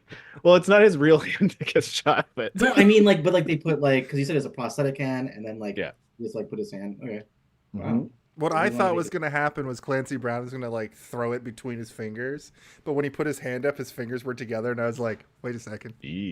But you've also seen him already like break a guy's arm like in half, and then also like choke out Dizzy with his knee. Yeah, to the point that she's got a massive bruise on her neck for the next 3 scenes, which is something they didn't really need to do. Even like obviously, it makes sense that they did it, but it's such a this movie has those little touches. Like it's I mean that is something that I appreciate so much because I remember that so vividly as a kid, seeing the bruise on her neck and being like, holy fuck, like he hurt her. Like he didn't just like mock injure her in front of everybody. He put some actual pressure down, and so it shows who Zim is, it shows who she is, but it also shows how hectic this training is and how like what the expectations are, I guess. Absolutely. Anyway, I think that all the details of this entire sort of it's not really a montage, but it is a collection of small scenes. Well, they're going over the obstacle gives you so much information, and Dizzy comes up and just like pushes Jake Busey and Johnny into the mud, and Jake Busey also like. The reason why he's like you can't bring a knife to a nuke fight is because he's throwing knives and he just can't get them to stick in, and everybody else has like no problem. He's such a loudmouth that's sort of what happens to him end up getting a knife through his hand. The next scene is the shower scene. Is there anything else you wanted to mention about this little bit here? The shower scene? Oh my god, yeah. Holy shit. No, I mean the boot camp part before we go to because there's a lot packed into the shower scene. No, just like I really like a lot of the acting in this as well. I can't remember the character's name, but the sort of like the cute short guy who like can't stop laughing, and then when he's like he goes up to him and he's like, is there something funny about this? And then he gets him to run away, and he's like, I want you to run all the way around this entire thing, and he does this sort of like, oh god, like this defeated shoulder shrug, and he just smacks him with this baton. He's like, oh, go. And then another guy comes out and immediately whips out a baton and starts chasing him with the baton to get him to keep running. Oh my god, it's so funny. That guy is from stuff too. Something Levin. Matt Levine. Pull up his name Matt Levin right quick here. His name is Levin. Kitten Smith. Kitten Smith. His eyes are very striking, and he's in. I guess he's in Tropic Thunder, but that wouldn't be what I know him from. Just quickly looking at his IMDb here. I don't know. Oh, he's mostly a voice actor. Yeah. I don't know him from anything, to be honest, other than this. Oh, he's in a bunch of Star Trek. That's definitely where I've seen him from. Oh, okay. Yeah. He's just a Star Trek guy. Anyway, I just wanted to mention that moment because I know him from Blossom. Very satisfying. He was in an episode of Blossom. That's why I recognize him, because I had a podcast he's one of your Blossom buddies? Yeah. Arjun, I had a podcast about the television program Blossom. Do you remember that show? Yeah, of course. I reviewed every episode with my friend Craig, friend of the show, guest of the show, and I regret it. and regret of the show. I don't know if you're joking right now. You think nobody watches this? Yeah. Nobody really watched that. Sorry. Yeah. So shower scene, friends. There's a lot to unpack here. They're all naked. So everyone's naked, and it's a sort of neutral shower room. So there's men, women, all showering in the same room. For this weird Republican future. Gender neutral bathroom. It's basically a gender neutral shower. For this weird room. Republican future that they've kind of created, though, like it's interesting to see. My wife's getting stuff from none of them are trans. If they were trans, then there'd be a big issue. No, but I mean, like even like unisex bathrooms are like a point of contention for the right wing people. So this is but the also weirdest... Paul Verhoeven was imagining his way of getting around certain things, and he's like, what might make them go crazy is if everyone's in here and you see boobs and penises and butts all at the same time.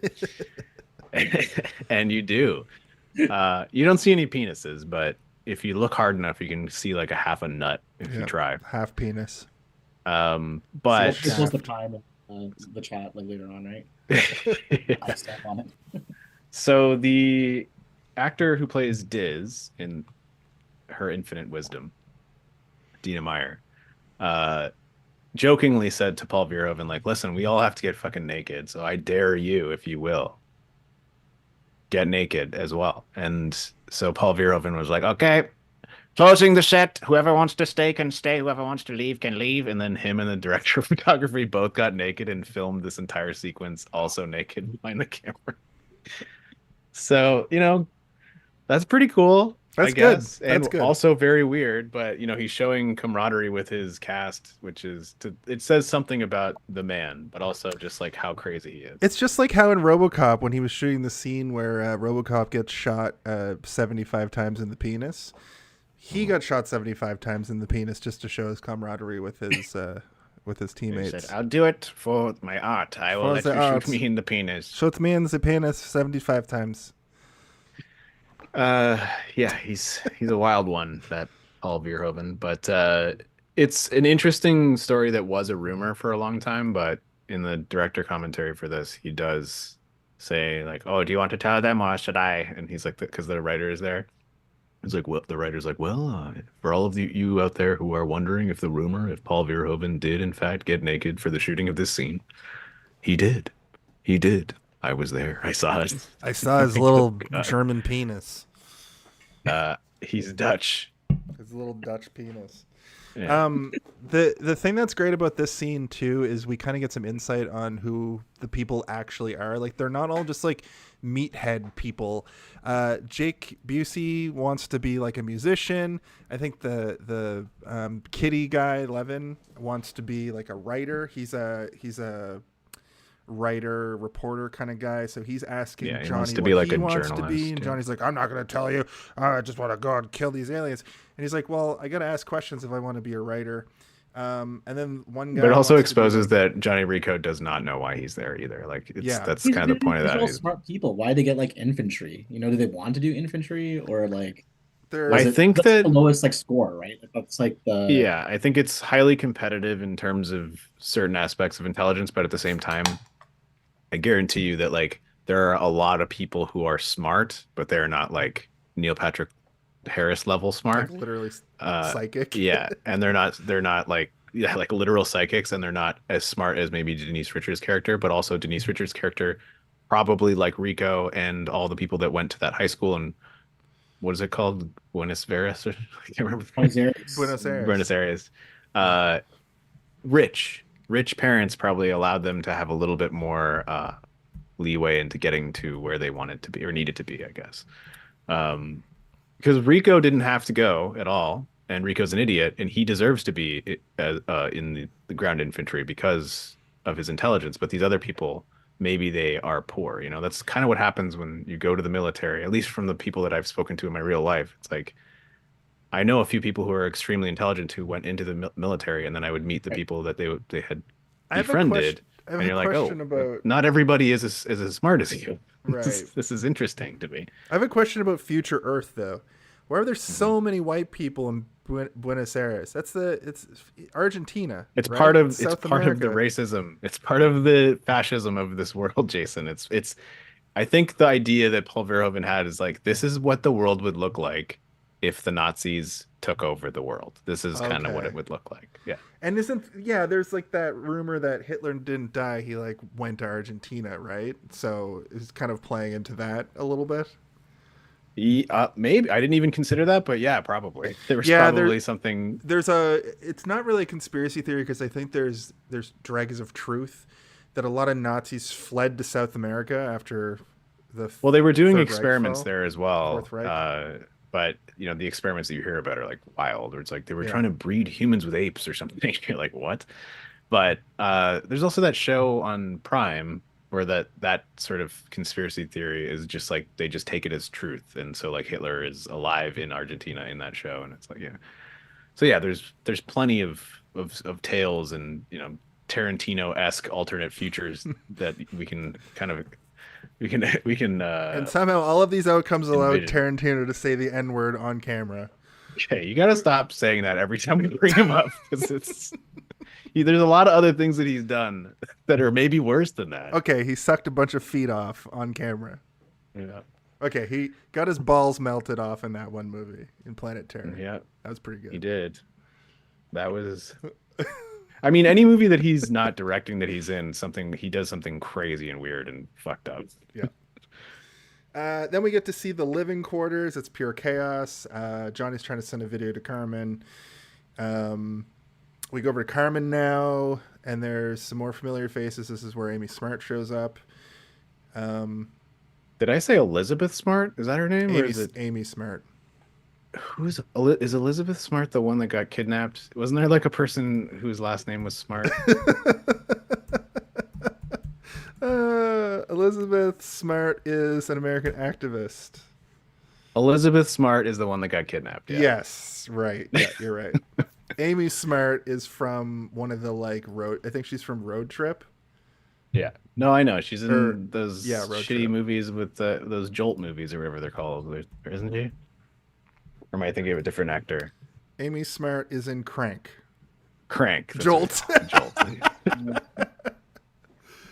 And she's in Just Friends and The Butterfly Effect and Road Trip and Varsity Blues, and pretty much she was the blonde of the And early this 2000s. is the best movie she's ever been in. Yeah. I feel like it was either her or Mina Suvari for American Pie also. We got Mina Suvari. Yeah. Also, she's in Zoolander. Where are my notes? So we should talk to the fact that, they start to bond as a unit, and then a terrible accident occurs, and it's so gruesome, but so well done. Similar to the knife in the hand. We get our other training, like the laser tag and all that, and this is where Rico gets promoted to command because he's the one who essentially uses some sort of athletic strategy. It's not really a real strategy. It's like more like a football play, You distract them this way and I'll hop over top of them and shoot them in their backs or whatever. And you're like, nothing that he's doing really seems to make sense as like a strategy on a combat field outside of having really good reflexes. That's it's true. not like he comes up with a good strategy. Even though ability to do somersaults. Sorry, what'd you say, Arjun? Ability to do somersaults. Yeah, exactly. And be able to shoot one-handed while holding a flag, like he's playing Halo. He ends up. Whose idea was it? Was it his idea or was it the other girl's idea? I think it was Diz and him kind of collaborated, but he's like, man, you couldn't have done it without you. Yeah.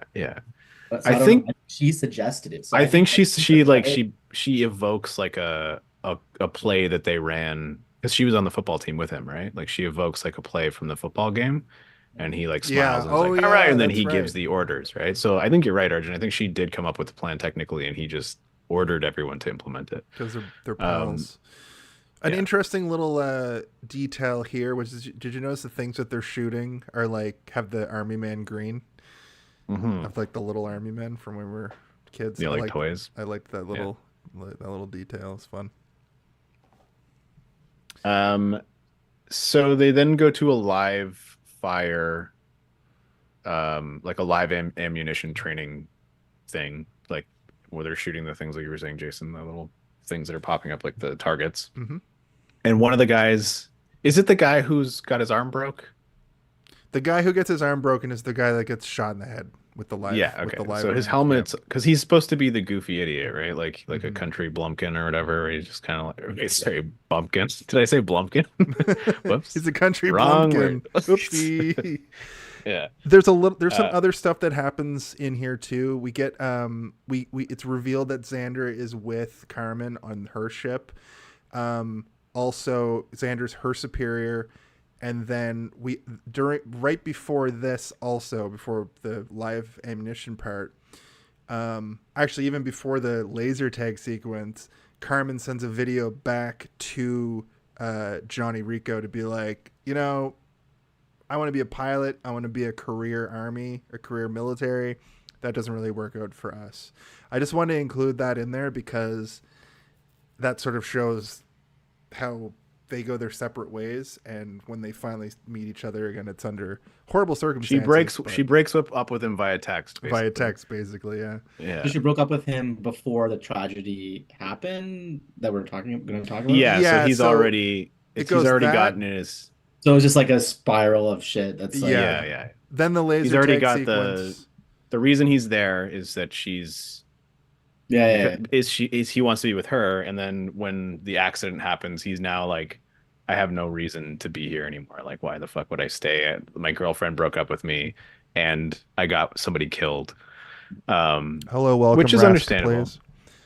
And then we also get like the most sort of like horny and horrible whipping sequence Well, the sergeant you'll ever see. So before we get to that, the reason why he gets to do the active round drill, the sergeants notice Johnny because he does the flip, and then when they do the live round, it's because he wins. He's the one who Yeah. gets the flag. That's what the whole exercise was. It was like, who gets the flag is the one who gets to be the squad leader. Yeah. So we go to J.K. Simmons, J.K. Simmons, Dean Norris, not J.K. Simmons. Sorry, I've been watching Oz. Dean Norris from Breaking Bad is like the head honcho guy, and he's like, we're also not from Total Recall. He's the guy with the weird folded face in Total Recall. Oh yeah. So he doesn't get sent home. We're like, we'll give him administrative punishment. You guys want to know something crazy about this though? In this movie, Dean Morris in this movie and Johnny Rico, they're only like 4 years apart in age, like in real life. That's insane. Yeah, that's insane. I'm watching Oz right now, and all those guys are like probably 30, and they all look like they're 45. Yeah, because people just looked older in the 90s and the 80s. Yeah, this guy looks the same age as Breaking Bad guy. Like he doesn't like. Yeah. Well, it's because I think he just went bald younger, right? So he shaved his head when he was younger, and he just has that sort of like horse, which is like automatically ages you quite a bit, but it also extends your age. But you're now 40 for 40 more years. Yeah. So the interesting thing about the administrative punishment is early in the movie, Johnny's dad is like, I'd rather get 10 lashings in town square than go off to war. And guess what happens to Johnny? He gets 10 lashings in the military town square, so to speak. Also, really good effect, man. I think the whipping in this movie looks really, like, I don't know how they did it, but I'm sure it's probably not as crazy or difficult as my brain is making it seem like it should. Because is it like, are they hitting him with something that has like paint on it? Or are they doing something where the gore marks were there and they're digitally removing it and adding it afterwards? I don't know, but it looks good. They whip him with something that causes like a paint line and then add a digital skin separation or something. I don't know, but I'll tell you, it looks fucking good. We can ask Casper Van Dien took one for the team. Back right now, sitting in keloids. He pulled a Daniel Day-Lewis. He's like, no, I'm gonna do it for real. I'm a real actor. Yeah. Dun, dun, dun, dun, dun, dun, You're not a great actor, but you let people whip you for real in movies. Yeah, and then he gives him a little bite thing or whatever to bite down on.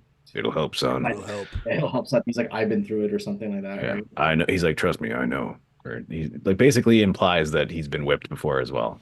Why is your Clancy Brown like one of your best impressions? Because I kind of sound like him already.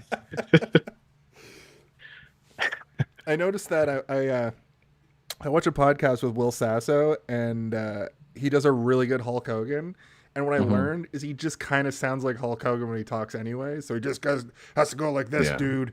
Yeah, so it's true. You kind of sound like Tom Hanks then. Right. I remember I did a recording for the games years ago, and they deepened my voice quite a bit. And I was like, what the fuck? And then everyone was like, yeah, you sound like, and I was like, Clancy Brown? Yeah. I was like, oh my God. I do kind of sound like Clancy Brown. This is sick. So we go back to Carmen and Xander. They're bonding over being on third watch together. So this is probably what you were talking about. They almost kiss here. And I think this is the only time they show any real affection towards each other. So they probably do kiss here in a cut version or a cutting room floor scene, and then probably have sex on third watch because they're the only two people at the front of the ship, I would imagine. This after she breaks up with him? This is after she breaks up with Yeah. Johnny too. Because we don't get to see sort of her we get a little chunk of her life, but we don't get to see her, living her life until after that, because I don't think they wanted to have us already feel shitty about her existence beforehand, right? Mm-hmm. So this is also the scene we were going to talk about earlier. So I'm going to play a little sting because there's going to be some theories. Uh-oh. Are you ready, kids? So during this sequence, they find themselves in a gravity field, which means that an asteroid has come close enough to the ship that it's affecting the trajectory of their ship. And essentially what happens here is this is also kind of foreshadowed earlier when Carmen's pulling out of the base, the space station, and she almost like smashes the ship into the side of the space station, but she narrowly avoids it by about, I think it's like 3 meters. But in this, she's the only one who's not worried because she knows that she's good enough to get out, right? Like that's the thing, is like she's so confident in her abilities. We also see her flying like a devil through the interior of the ship, and everybody on board with her is like pissing themselves, and she's just like, "This is the best fun I've ever had." Yeah, she doesn't have a fear response. But during this sequence, they get an emergency comm that's like, there's an asteroid coming your way. It's on a trajectory directly for your ship. So she uses an evasive maneuver that like she puts the nose of the ship down and then thrusts down kind of underneath it. But the top of the ship gets blown off by the asteroid because it nicks it. And there's a widely regarded fan theory that the whole movie is predicated on is this Arjun's theory that you're stealing now? Come on. No, Arjun wrote this theory. Oh, you wrote I'm it? just kidding. So the idea, though, is that her evasive maneuver is the reason why Buenos Aires gets destroyed, causing the whole rest of the movie to go the way that it does, causing them to invade Catharon, or whatever the planet's called. Planet Cthulhu. And then after it gets busted off, Klendathu. After it gets busted off, they can't communicate with anybody because it's like the communication tower that gets broken off. So they're unable to like warn people about the asteroid going towards Earth. So Arjun, do you have anything to add to that? And Steve, do you know anything about this theory? I mean, I think it's entirely plausible. I mean, if you nick the asteroid, it's probably, even if it's a couple degrees, it could change the entire trajectory when you're talking about like hundreds of thousands of miles, So I think it's entirely plausible. And I think it's entirely plausible. Like, what if Denise Richards was like, I don't know, like a child soldier who, like, kind of like what's that movie called? The Red Scarlet or whatever, with Jennifer Lawrence, that she was just like trained to like infiltrate the area and cause this war in order for the Federation to gain more authority. Who knows? Maybe that's why she's overconfident and arrogant. It's a lot of theories. This is one of those theories that I kind of like, right? Because it's already established the lore. It's Sparrow. It's already established in the lore that the aliens they're not necessarily peaceful, but they're not aggravated and they're not attacking. They're just protecting themselves. But they think like the perception of the citizens is that they're constantly under attack from these arachnids, which is like all propaganda, all fascism. You know what I mean? So that's why I like this theory as well. Sorry, Steve, I didn't mean to cut you off.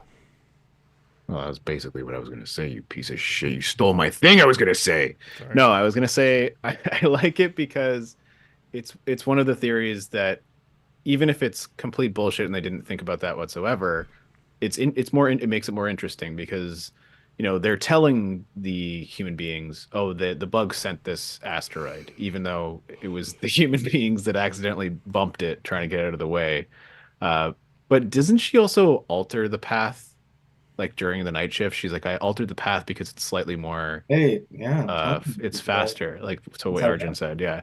She's like, it'll get us there quicker and it'll be more efficient. But then it also puts them into the path of this asteroid that they then bump. It's like a bigger theory that way. Like it could fly towards Earth. And it not only does it go to Earth and hit Earth, but it hits exactly where Johnny Rico grew up. His parents' house. It landed on his parents' house, basically. That's why it's a great theory.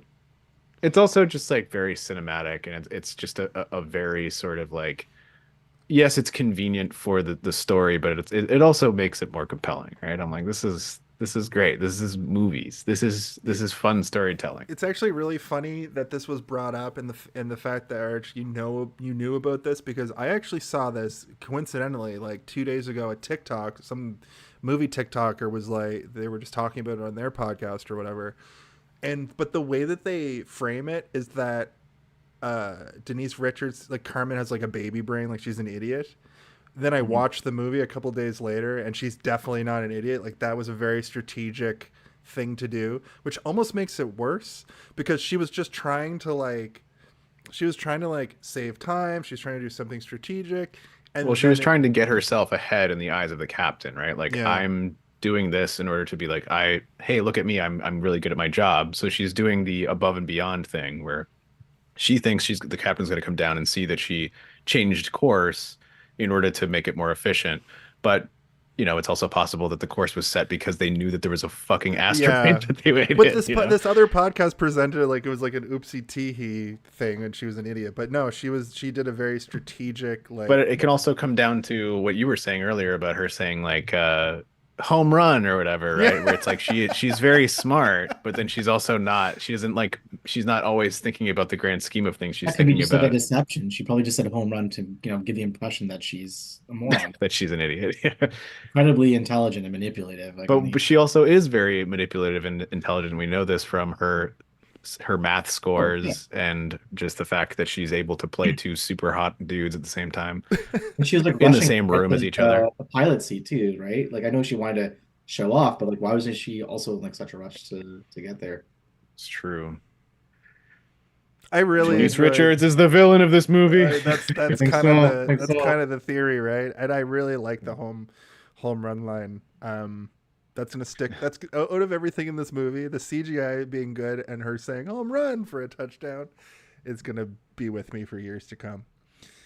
Johnny leaves for the Mobile Infantry. Diz tells him not to, and at that point we get a call from Earth. He's leaving. Yeah, he puts in his resignation. I do want to also give a shout out to the live round training and how good that headshot looks when he's like laying on the ground and his brain is splattered across the floor. Even just like when he gets shot in the head, it's like this. It's unexpected because there's so much happening, and you figure something's going to happen. The tension is rising, something bad's going to happen, and even having seen this movie a ton of times, I always forget how good the dummy work in this movie is and like the practical effects are, because it's just like she falls and the gun just automatically goes off, and his head just kind of like opens up in this extremely sort of. It's just like you can feel the impact of it, and you even kind of are like, oh. I remember watching the scene for the first time, actually. Like, I think this scene like stuck out the most. Like, the first time I watched it when I was like 10 years old, it was like shocking. Probably the most disturbing, yeah. Like, because there's every other sequence where something really gory happens, there's a little bit of tension that builds up physically, and it's going to happen because you know exactly what's going to happen because they're almost telegraphing it to you. Whereas something bad's going to happen, but you don't know what it is, and it happens so quickly that even if you blink, you miss the squib go off in this like dummy head, and it's great. There's many other moments in this movie that I want to talk about, like this one, but this is probably the moment, the first moment that you're like, holy shit, this movie is this is a gruesome movie. Are you qualified to be a helmet engineer? What does he say? Like, yeah, were you? Yeah, it's something like that. It's because he's are you an expert? Yeah, because he's. Sir, I was looking to take care. What was it like? Take care of his helmet, sir. Yeah, there was something wrong with his helmet. It's like, did you instruct him to take off his helmet, Rico? I did. And are you qualified to make repairs on a helmet of that? Or some bullshit like that. It was a helmet malfunction, and he's like, instructed him to take it off. It's like, are you qualified to repair a helmet? I don't know. Yeah, it's something along those lines, and it's just like it's a dressing down, but they're not kicking him out. Rask plays in the chat. Absolutely nailed it. I wanted to win, sir. Yeah, I wanted to win, sir. I mean, I don't know. Would you try to fix your buddy's helmet? Like if that Maybe not in a live fire exercise like that. Yeah, I don't know. I'd be a psychic. Yeah. If it was the actual field, maybe, but I wouldn't be like, take your helmet off while everybody's shooting bullets around you. Real bullets. They make it very clear at the beginning of that sequence that's like, we're using live rounds, and this guy who's only proven himself in laser tag is now your squad leader. So don't kill each other, and 1 minute later, somebody dies from bullets to the head. Yeah. Maybe they kind of cut to him going through like helmet manufacturing like lessons like right after that he's studying a helmet. Like how does this work? It's like some like nerd that comes out like, all right, today we're going to discuss how to that's his punishment. Instead of getting whipped a bunch of times, he has to learn how helmets work. Helmets work. how to repair them in the field. All right, Rico, are you listening? Are you listening, Rico? Helmet on head, good. Helmet off of head, bad. I don't get it, Sarge. I'm not your sergeant. They have two dummy heads. Helmets as a punishment, like two dummy heads. One has no helmet, one has a helmet. And he's like, okay, Rico, now watch this. And he shoots the one with the helmet. Then he shoots the one without the helmet. It's like a watermelon exploding. See, Rico? Yes, sir. So okay, you can stop yelling. You're in a factory. So Diz tells him not to leave as he's trying to exit, and he gets a call from Mom. And Mom's, I miss you, blah, blah, blah. And Dad gets on the phone, and Dad is actually like very supportive of the situation. He's like, you can come on home. And then at the end of the call, it goes dark, and he goes, it's not supposed to rain. And what's happening? Everything goes completely like pitch black. It's so fucking funny to me. Rask plays the asteroid, right? The asteroid has the explosion. Like I guess it was just the asteroid. I think it's like blocking out the sun. Yeah, because it's super big or something. Area. Rask plays in the chat, says it's also kind of ridiculous that they seem to imply that the helmet would have prevented the head explosion, which I fully agree with, because he would just got shot 100%. Here where the helmet was not protecting. I know, but got blown out. Yeah. But at the end of the day, if they didn't all stop and sit in that one position to fuck with his helmet, to get his helmet off, to there's other circumstances, not just the helmet itself. But he wanted to win, sir. That's right. The thing. I wanted to win, sir. So then we get the suddenly something is. I wrote suddenly something is happening. They're going to war. Devastation in Buenos Aires. Clendathu sent the Would you like to hear more? It destroyed Buenos Aires, wiped off the earth. Johnny's home. This is the Home Alone of it all, in my opinion.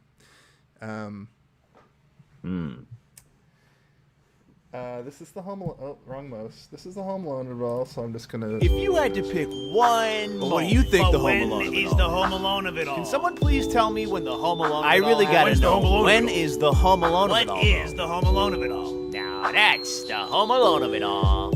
I'll revisit this without the theme, but my Home Alone of it all, the Home Alone of it all, Arjun, is the idea that in the movie Home Alone, the movie started for me when Kevin McAllister slapped down the blueprints and you see all the cool traps drawn all over it. And then Marvin and Harry come in and they start getting Saw-styled murdered in cartoon fashion. I've never heard anyone refer to him as Marvin before. Marv and Harry.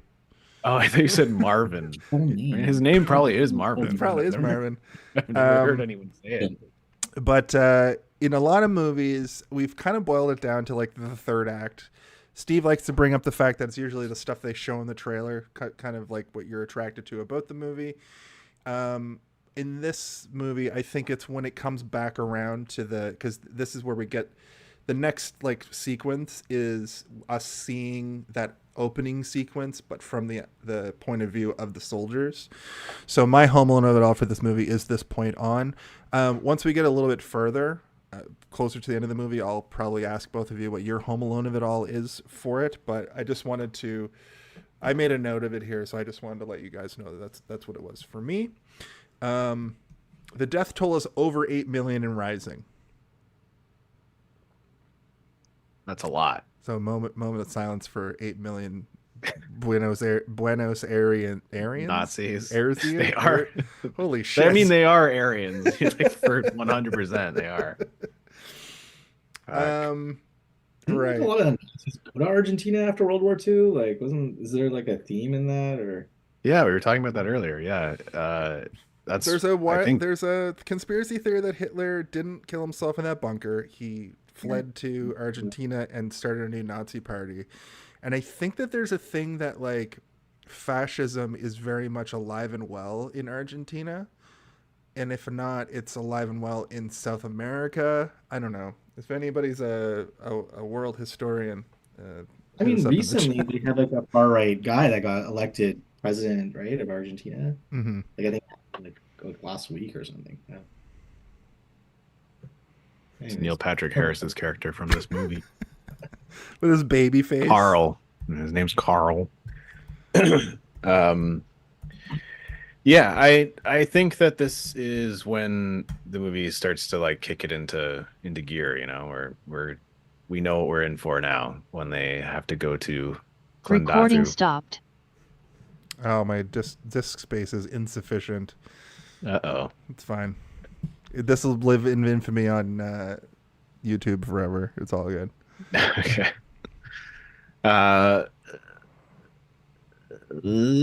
But you know, Rico's like about to leave because you don't see what's going on, right? Like he sees the thing get cut out, the communication with his parents gets cut out, the call, and so he is on his way out. He's doing the kind of walk of shame with his stuff, and he's seeing everybody around him training, and then everybody starts to run in a certain direction, and he's like, "What the heck's going on?"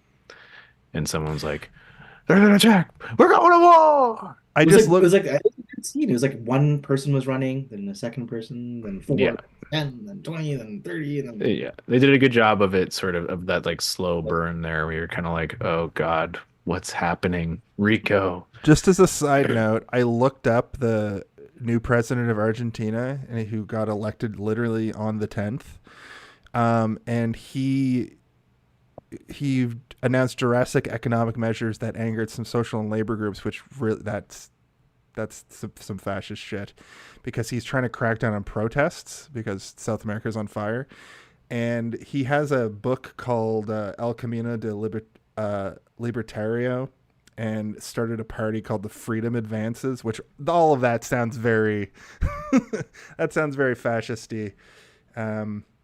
So yeah, just to what Arjun was saying, this dude looks like a villain. Also, he kind of looks like Joaquin Phoenix or Jason Bateman could play him in a biopic, or like the world's craziest Beatles fan. Or the world's craziest Beatles fan. Yeah, he's got a Beatles haircut and has like, if Jason Bateman was a Sith Lord. All right. Steve, just based on this, I want you just to draw. Like, I don't want you I won't look it up. And I'll call him Jason Beetleman. That's amazing. Jason Beetleman, president of Argentino. Yeah.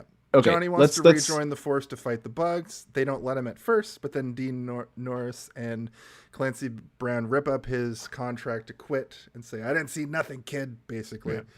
And when they're showing shots of... You made a spelling error, son. Yeah. They show a dead dog that's like crushed, and I don't think I've ever seen that in a movie before.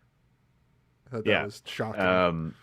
It's funny because during the commentary of the movie, Paul Verhoeven is kind of silent during this part, and then you can hear the writer, and he's like, "You know, it's funny because they say there are a few things that you should never show in a movie because it's too upsetting for people to see, and that is, you know, mass death of a child, and death of a dog." And you know, you kind of skipped over the first two and went right for the dog.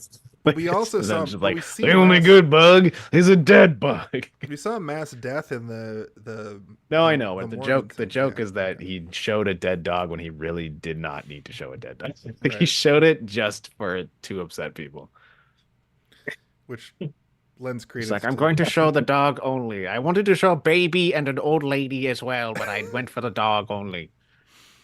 So the Federation is going to attack, Neil Patrick Harris talks about aiming for the nerve system to kill. This is the scene where they've got the bug in the cage. Yeah. Or referencing the bug in the cage, where it's like, you got to kill the nerve system. If you just take out a limb, there's like an 86% chance that it can still kill you, attack you, because every part of these arachnids is a horrible death device. Pokey. Yeah. Nightmares. Everything is sharp and gnarled. It's like it's made out of shark teeth and whale bones. You're like, this thing is it's just a pile of knives that are moving towards you. And this is a would you like to know more scene 2, I believe, because this is where we get the shot of the kids just like squashing the like comically fake. Yeah. Well, this is little when animatronic cockroaches, but they're just fucking cockroaches. Yeah. That's what I was. Maybe real cockroaches. Well, I was listening to the commentary, and they said that they weren't real, but they're moving around and they look real. And I'm like, is he just saying this because he's like, I don't think any of them actually died. I think that only the rubber ones full of mashed up bananas got fucked up. Just admit it. Like, the cockroaches are like they're not endangered by any means. Yeah, they're everywhere. But you're still not allowed to kill they've stuff. They've lasted longer than human beings have. Just like, that's fine. No one's going to be offended by that. Like, I don't think there's going to be people protesting on the street. There are PETA people who would still protest about it. Yeah. But in the original Friday the 13th, which we covered on this show, and then the episode was lost, and then we made a 10-minute like redux of it. The only thing we talked about was the fact they killed a real snake, and they do kill a real snake. And I think a lot of people would be like, "Well, fuck that snake." But I actually learned a new thing about that snake that I didn't know until recently, that we didn't talk about on the show. That snake was a pet snake of a snake handler that brought it. Worse. And they were supposed to swap the snake out and cut up a rubber snake, and no one told the actor, so he just cut the head off the real snake, and it was just this guy's pet snake, and he was like, "What the fuck? You killed my snake, man! This is my boy." That's actually awful. It's so horrifying. Bad. Imagine you brought your dog. Imagine the second movie when they have that dog and they actually killed the dog. It's the same thing. Anyway. I don't know if those cockroaches were real, and the information that I have is that they weren't, but I don't know. All I know is that scene is pretty funny because the kids are stomping gleefully on these bugs, and then it cuts to a woman, and she is psychopathically laughing and clapping about it. Like she's like so excited. And I mean, it's funny, but then when you think about the implication of what propaganda is, it's so disturbing, right? Like, they are propagating this image to human beings to make them upset and scared and want to kill bugs, and not just the bugs that are attacking them, but any bug, right? And when you think about World War II and what everything is about when it comes to those types of war and propaganda, it's like, no, they can basically cast this swash of like, look at these people, they look like this, and this, and anyone who looks even remotely like this is our enemy, and we should treat them like they're disgusting creatures that are not worth living. And that's how they get people to be okay with killing things, right? You can get them to kill these bugs because then they'll be more apt to go kill these other larger bugs, even though they're completely different and have nothing to do with each other. It's scary, man.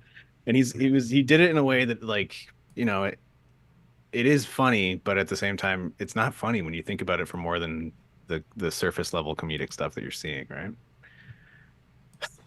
That's right. I wish he would come back and make another style movie, but I think he's sick and tired of the Hollywood fascist system. I don't like it. So I like to see you do like a kind of like how the different fields, like, so they focus on the infantry for this one, like maybe like another one focusing on the military intelligence, or, you know, like I want to see like that. I think that would be interesting, but at the same time, I think that the fact that you don't see it is kind of more powerful to me, because the hauntedness of Neil Patrick Harris's character because he's the sort of the class clown, the goofy, fun guy. He's like a dickhead at the beginning, you know. And then you don't see him, like a bully. And then you don't see him forever, and then he comes back and he's just this like hardened. He's almost got like a soullessness to him, and you know it's because he's having to make all these crazy decisions that he probably knows for a fact that, like, the bugs are intelligent, they have emotions, they have feelings, we're killing them because we have to, because it's like the machine that we're a part of. At the end, it's heavily implied that he can see all based on. Well, he knows what they're feeling, right? And it's like he probably also can read their mind far more deeply than just being afraid. He's probably like, oh my God, these things are scared of us for a good reason. We're the bad guys here. Are we the baddies? We've got skulls on our hats. What's the name of that show that does that? That's Mitchell and Webb look. Have you seen the one with the alcoholism and when they go into like the convenience store? I think so. I've seen. I watched a lot of Mighty Boosh and I watched a lot of Peep Show. Mighty Boosh isn't those guys, but it's like same British style, like the same style of comedy with those guys. They kind of came and went. The Mitchell and Webb look is one that I want to go and watch all of because it's just sketches with the guys from Peep Show. And also the guy who created Peep Show created Succession, which blows my fucking mind.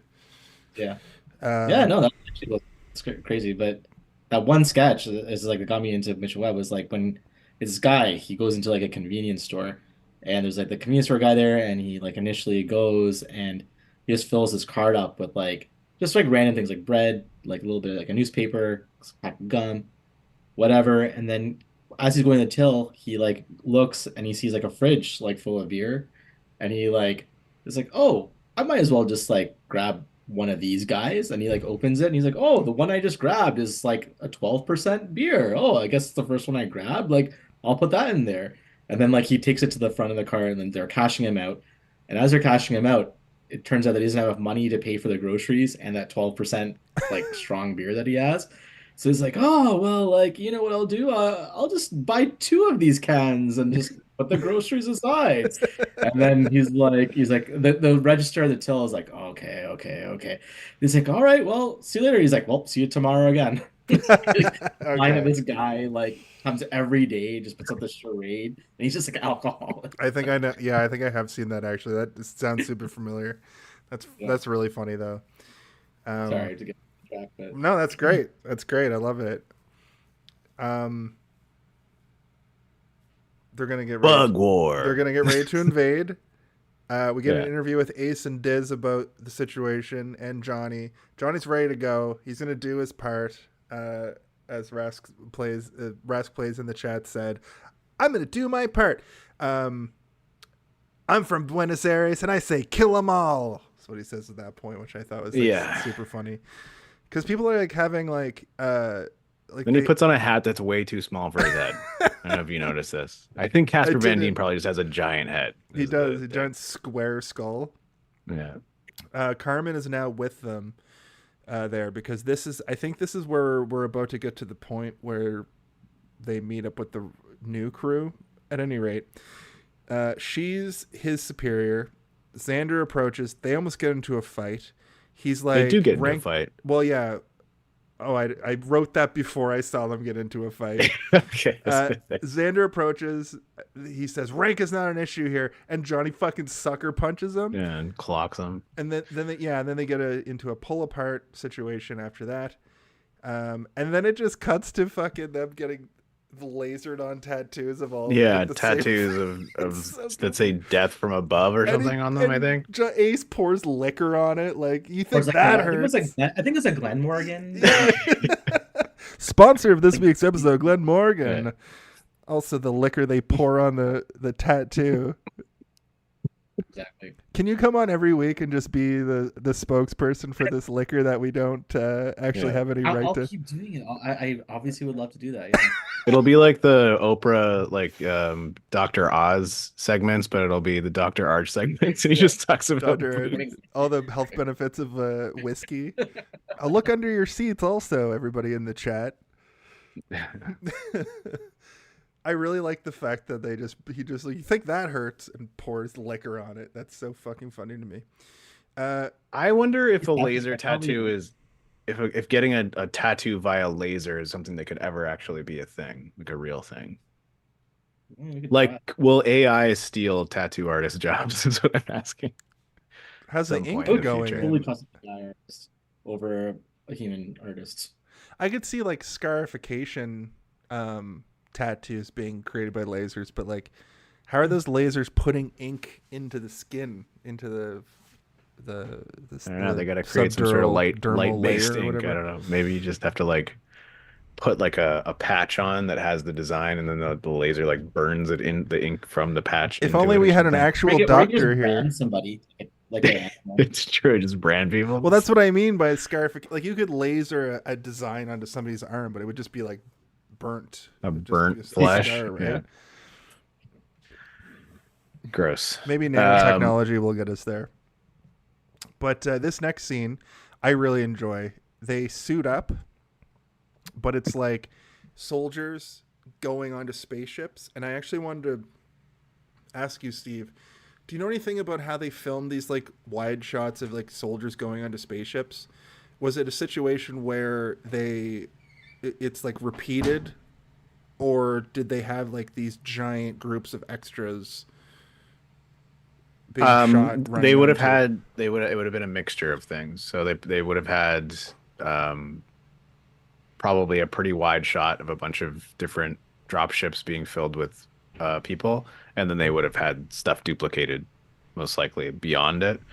That's the same way when you see the ocean of bugs and stuff happening. It's like they're doing shit because this is one of the first movies that this is the first movie that he ever had to use CGI for, like proper CGI. But even up until this point, it was not being done on this scale, and it, again, like we were saying before, it is really, really good.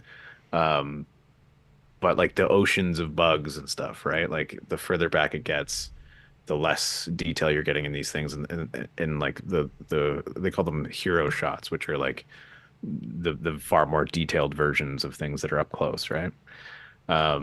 They would do things like that for this sort of shot that you're talking about, where it's just a wide shot of a bunch of people getting onto things. The further back you get, the easier it is to muddy those details, right? So that's why I asked, because like during this, like it looked really good. They were clearly using like the bigatures for the hangar shot. But I was looking really close because I was watching a 1080p, like pretty high res version of the cut, and it looked like it was repeated. Like you could almost see those like green screen lines a little bit, but not on the people in the foreground. But like if you had to really look into the background to see it. But if you just watch it with an untrained eye, it looks so good. It was a really cool, like the soldiers are getting ready to go fight a war sequence. This is probably the biggest budget for a movie that should have never had the budget that it got. Yeah. Like it's unbelievable the amount of money they gave to him, considering he basically just made a fuck you to fascism movie that was like essentially saying, "Oh, hey, America, did you know that you are fascism? You are just fascist. About you if you took over the whole world. Don't you know?" That's funny. I have to step away for 2 seconds. Okay. The next scene is the two ships crash in the air because the big bug is shooting the lasers up from the butt lasers. The butt lasers. The coolest thing ever. Yeah, I'll be back in 2 seconds. I remember seeing this as a kid and thinking like that's kind of dumb, but like the more and more that I've watched this movie over the years, I think it's like the coolest shit ever, because it is sort of, like insects in real life, right? They have all these strange, weird abilities that are based upon their ability to adapt to weird stuff around them, right? And you think just about how evolution works in general, and how I know there's like plants that have figured out ways to emulate a snake head so that other like squirrels and shit won't come eat this plant. So it's like it has the patterns of a snake's face, and it hangs out of a tree, and you're like, well, this is just crazy ways of evolution finding a way to do stuff. And you're like, I don't know how it works. I don't really delve into it that much, but I do think that a giant bug who is on a planet that is constantly being bombarded by asteroids maybe would find a way to be able to shoot a big butt laser into space to shoot asteroids down, That is one of the most beautiful ways of describing a butt laser. Thank you. Yeah. And what's interesting about it, I find, is that it looks like, I don't know if, correct me if I'm wrong, but I don't think we know what the intention of those butt lasers were. Like when I saw them first, I'm like, oh, this is like a beautiful, like I don't know if it's like a fireworks show or Right. like a homing device thing for like everybody else.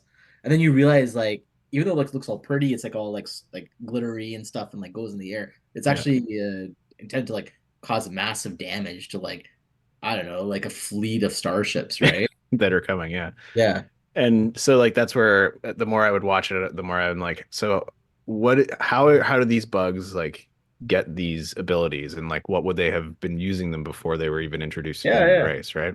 So that's where I started to think maybe it was like they would be developing it probably for like burrowing into the ground or something. They'd be able to like make holes to burrow deeper to lay eggs or something. And now they've figured out ways to shoot them high into the sky to shoot down predators, or like I said, asteroids coming down. Yeah, there's definitely obviously some evolutionary reason for that, but I feel like that if they're shooting them to the ground, they just blow up themselves because I feel like once it hits like any kind of like some sort of matter, it'll just like causes like a giant explosion on impact. But I don't know if it makes an explosion or if it just like, is it some sort of like bioluminescent acid that burns through things? Because the explosions might just be that the ships are exploding because they have lots of explosive-y stuff inside of it. Right. I have a question. Did you notice how when the ships explode, they start falling? Did you guys talk about this? No, we didn't, but that's a ships thing, don't. The only thing that I could think of is that they're in the gravitational pull of something that's causing them to fall. But if a ship gets hit in space, it would just at most be sent in the direction that the thing hit it, right? That's a cartoon cinematic thing, I guess. It's a thing that makes it look more interesting, right? Yeah. Like you want to look at it. But I mean, I'm talking about butt lasers over here. So you're talking about butt lasers. I'm not trying to get too realistic about it, but I am talking about why would they have evolved a butt laser in the first place? Oh, okay. So I don't know if it like exploded and hit the ship like on the top, then I guess physics would say it would go down. Yeah, because they are kind of like weirdly arcing, right? When they're in space, they start to arc a little bit. I don't know. I don't really know how it works. I haven't really looked into the science behind it, but it looks fucking cool. The CGI is great during this sequence. All of it looks bigatures, the miniatures, even the blue light that's coming up. All of this reminds me of Halo, and I wouldn't be surprised if Halo, if Bungie was heavily inspired, and StarCraft. StarCraft predates this, but Halo's after this. I wouldn't be surprised if those three things sort of go in a line of inspiration. Oh, the armor that the Marines in Halo wear is so similar. Or like to the this. ODST. And the creators of Halo have 100% said many times, like the Space Marines of Halo are essentially taken from this and the movie Aliens. Yeah, they're like Aliens and Starship Troopers are like the two. That's big Halo. ones. Yeah.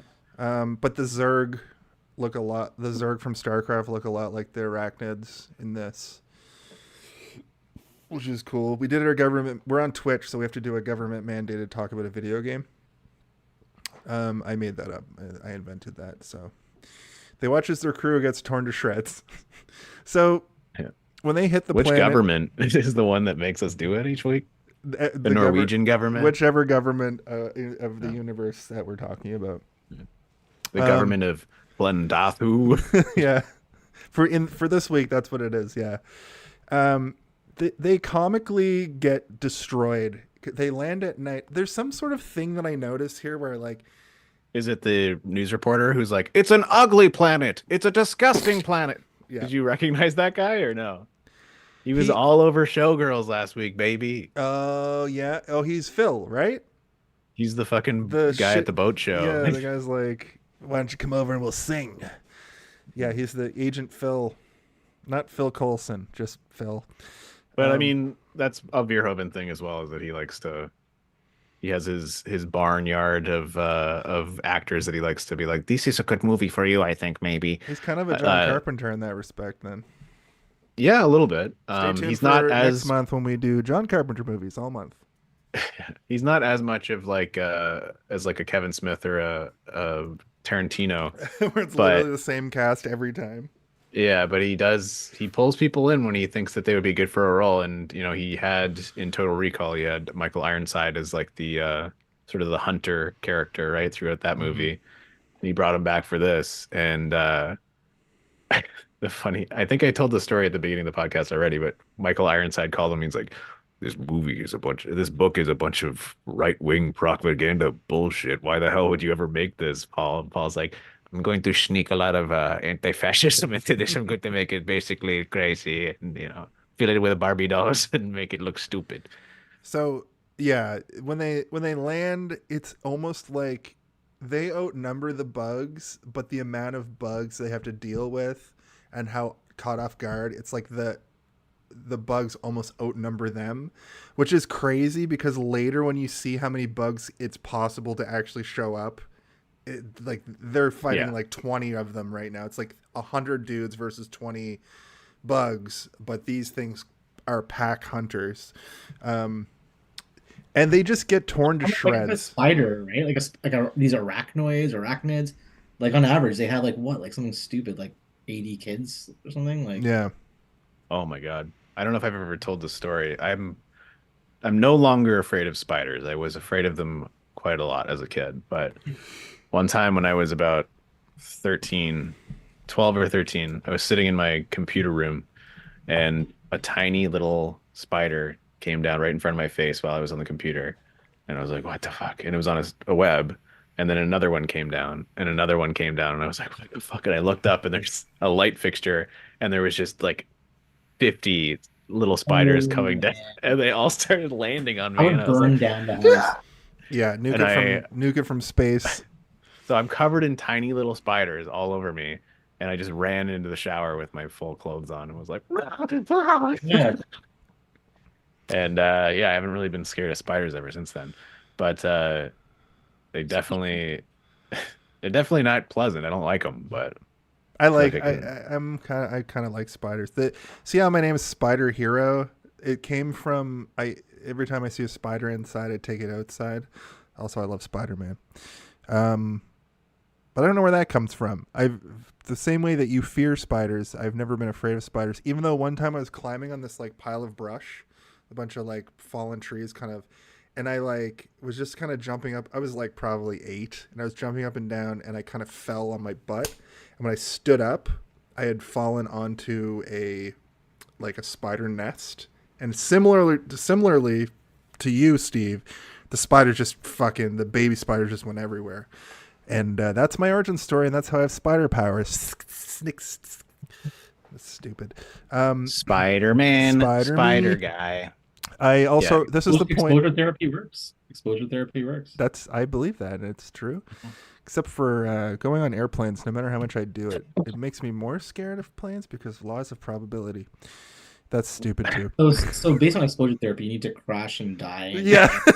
And crash in order to alleviate your fear of it. Yeah. You need to crash in the middle of the ocean and have to actually do an evacuation in order to not be afraid of it. Then I'll be prepared. A few times, yeah. Just once or twice, yeah. You just have to cast away yourself at least 2 times. I've been cast away like 3 times, man. This castaway guy doesn't even know what he's talking about. This is the point that I wrote down. Really, these soldiers, the Federation, are just invading and attacking animals that don't understand what's happening. The humans are dicks. I wrote that as a joke. I wanted to say it. I knew that that's what this movie's about. I just wanted to bring that up because the fact I forgot about the part at the end where it turns out that they kind of had like a hive mind kind of mentality with like a mother brain kind of thing. Like this, it's kind of messed up that the way this world works, I'm wondering if there's some sort of there's something else going on here where like the reason that human beings have the telepathy is because of like exposure to the they're linked and like there's some kind of weird thing going on. They discovered this place and then it caused them to get like a 6th or 7th sense. What? Yeah, they found a fucking magical artifact. Who knows? It could be anything. Yeah. They found some ooze and it got into the food source and now it's like microplastics for millennials, except it gives us magic powers. It's obviously like genetically, like because in order for things to get like inherited, and this movie was like filmed like in the 23rd century or something. Yeah, what year is it in this movie? I forget. It's like in the pretty distant future. I think it's 23rd century. The year was 1997. No, it's the 23rd century. Yeah, 23rd century. Okay, I mean, a couple hundred. 2400. Maybe if you guys are saying like something in like the water or something that they exposed to, it has to alter genes because genes are inheritable. Okay, and those are right after that might alter them to be more prone to telepathy. I don't know. They luckily don't give us enough information to do anything else. Do anything. All we can do is speculate. Craft. Yeah. I think I'm gonna cancel my clinic for the next week and just about this specifically. Instead of helping people, you're gonna help yourself. Yeah. When my inbox gets full of like where you're neglecting your patients, I'm just gonna tell them that I'm trying to figure out how these guys get telepathy in Starship Troopers. Yeah, I watched Starship Troopers and talked. Like the closest thing that I could come up with was that an asteroid passed through both the Klendathu and Earth, sort of like in a like 100-year period, and it affected all the drinking water, which then Trivedi, Martha just needs her insulin refilled. No. Yeah, well, tell Martha to shut the fuck up because I'm busy. I gotta figure out why these aliens and humans. And then the Starship Troopers theme song, you just play it. Some say a waste of time. Others say an incredible waste of time. I like that the reporter basically gets Jurassic Park T-Rexed during this sequence too. He's just talking and then he gets like. I thought that was a violent planet. It's an ugly planet. Ah! That's what he gets for trying to rape somebody at a boat show. Yep. They retreat back to the ships after they get demolished. Johnny actually fully kills one, like he fully fights one. Takes a claw to the leg. It makes it seem like he's dead. He's pronounced dead. But do you notice that he also fights it in the exact way that Doogie Howser told him not to? He blows all its fucking limbs off. Yeah, and then he still gets stabbed. And then we get another one of the, I guess this goes into the third act, another act break where we get the, do you want to know more? But I had to watch this over and over because Sky Marshal, for some reason, made my brain go, what the fuck is this the person called?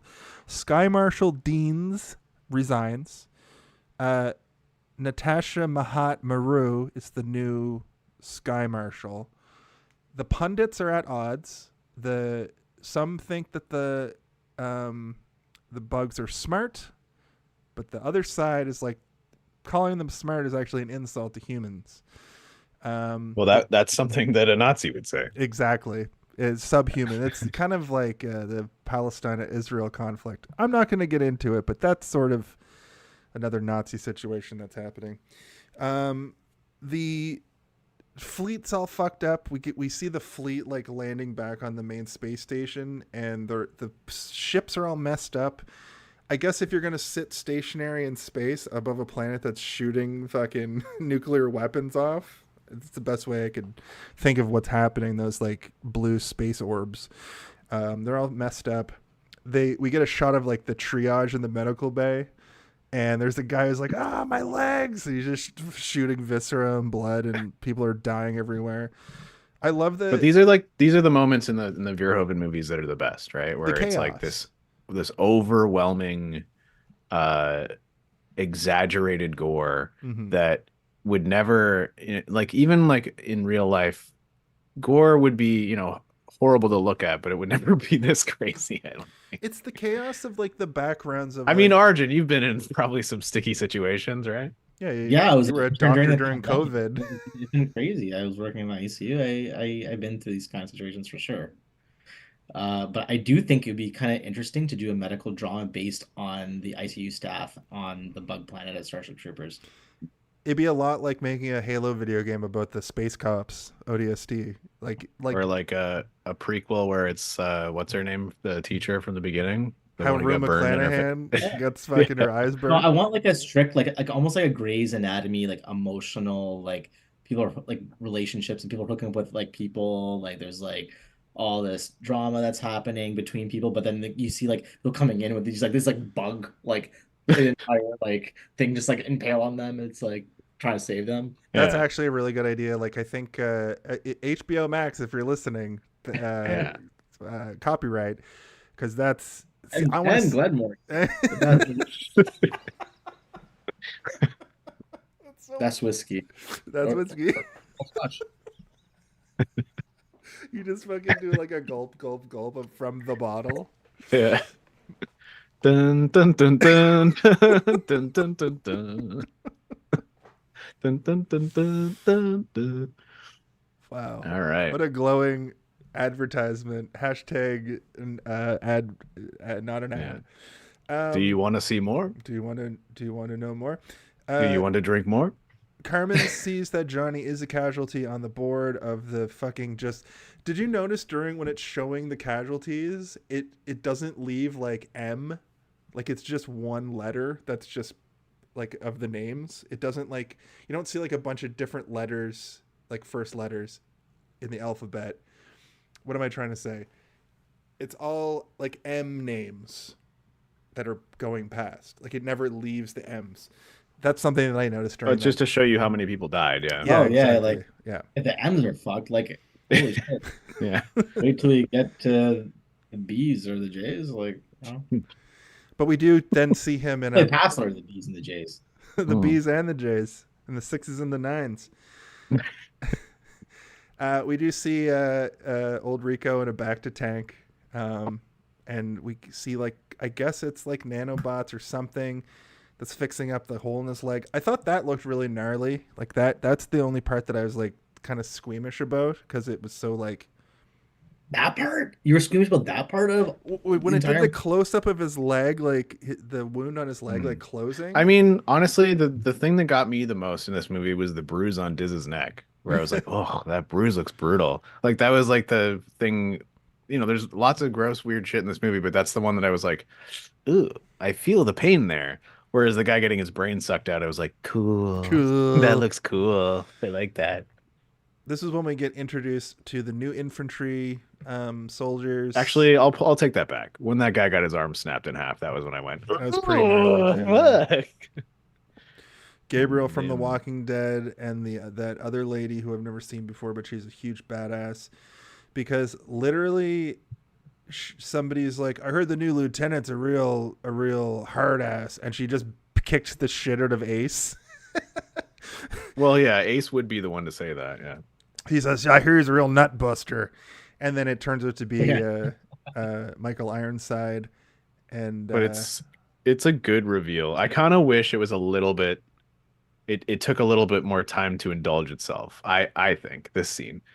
So like Michael Ironside obviously is like, has such crazy presence. Like he's big and his voice is deep and he just is intense as an actor. Mm-hmm. And you know, you see the hand, like it's like in the shot, he spins around, and I kind of wish it took a little bit more time for it to like, you know, just maybe resonate on his voice, like have his voice come in before you see his face, and then have him do almost like a full monologue before he like it pulls up on his back and he turns around.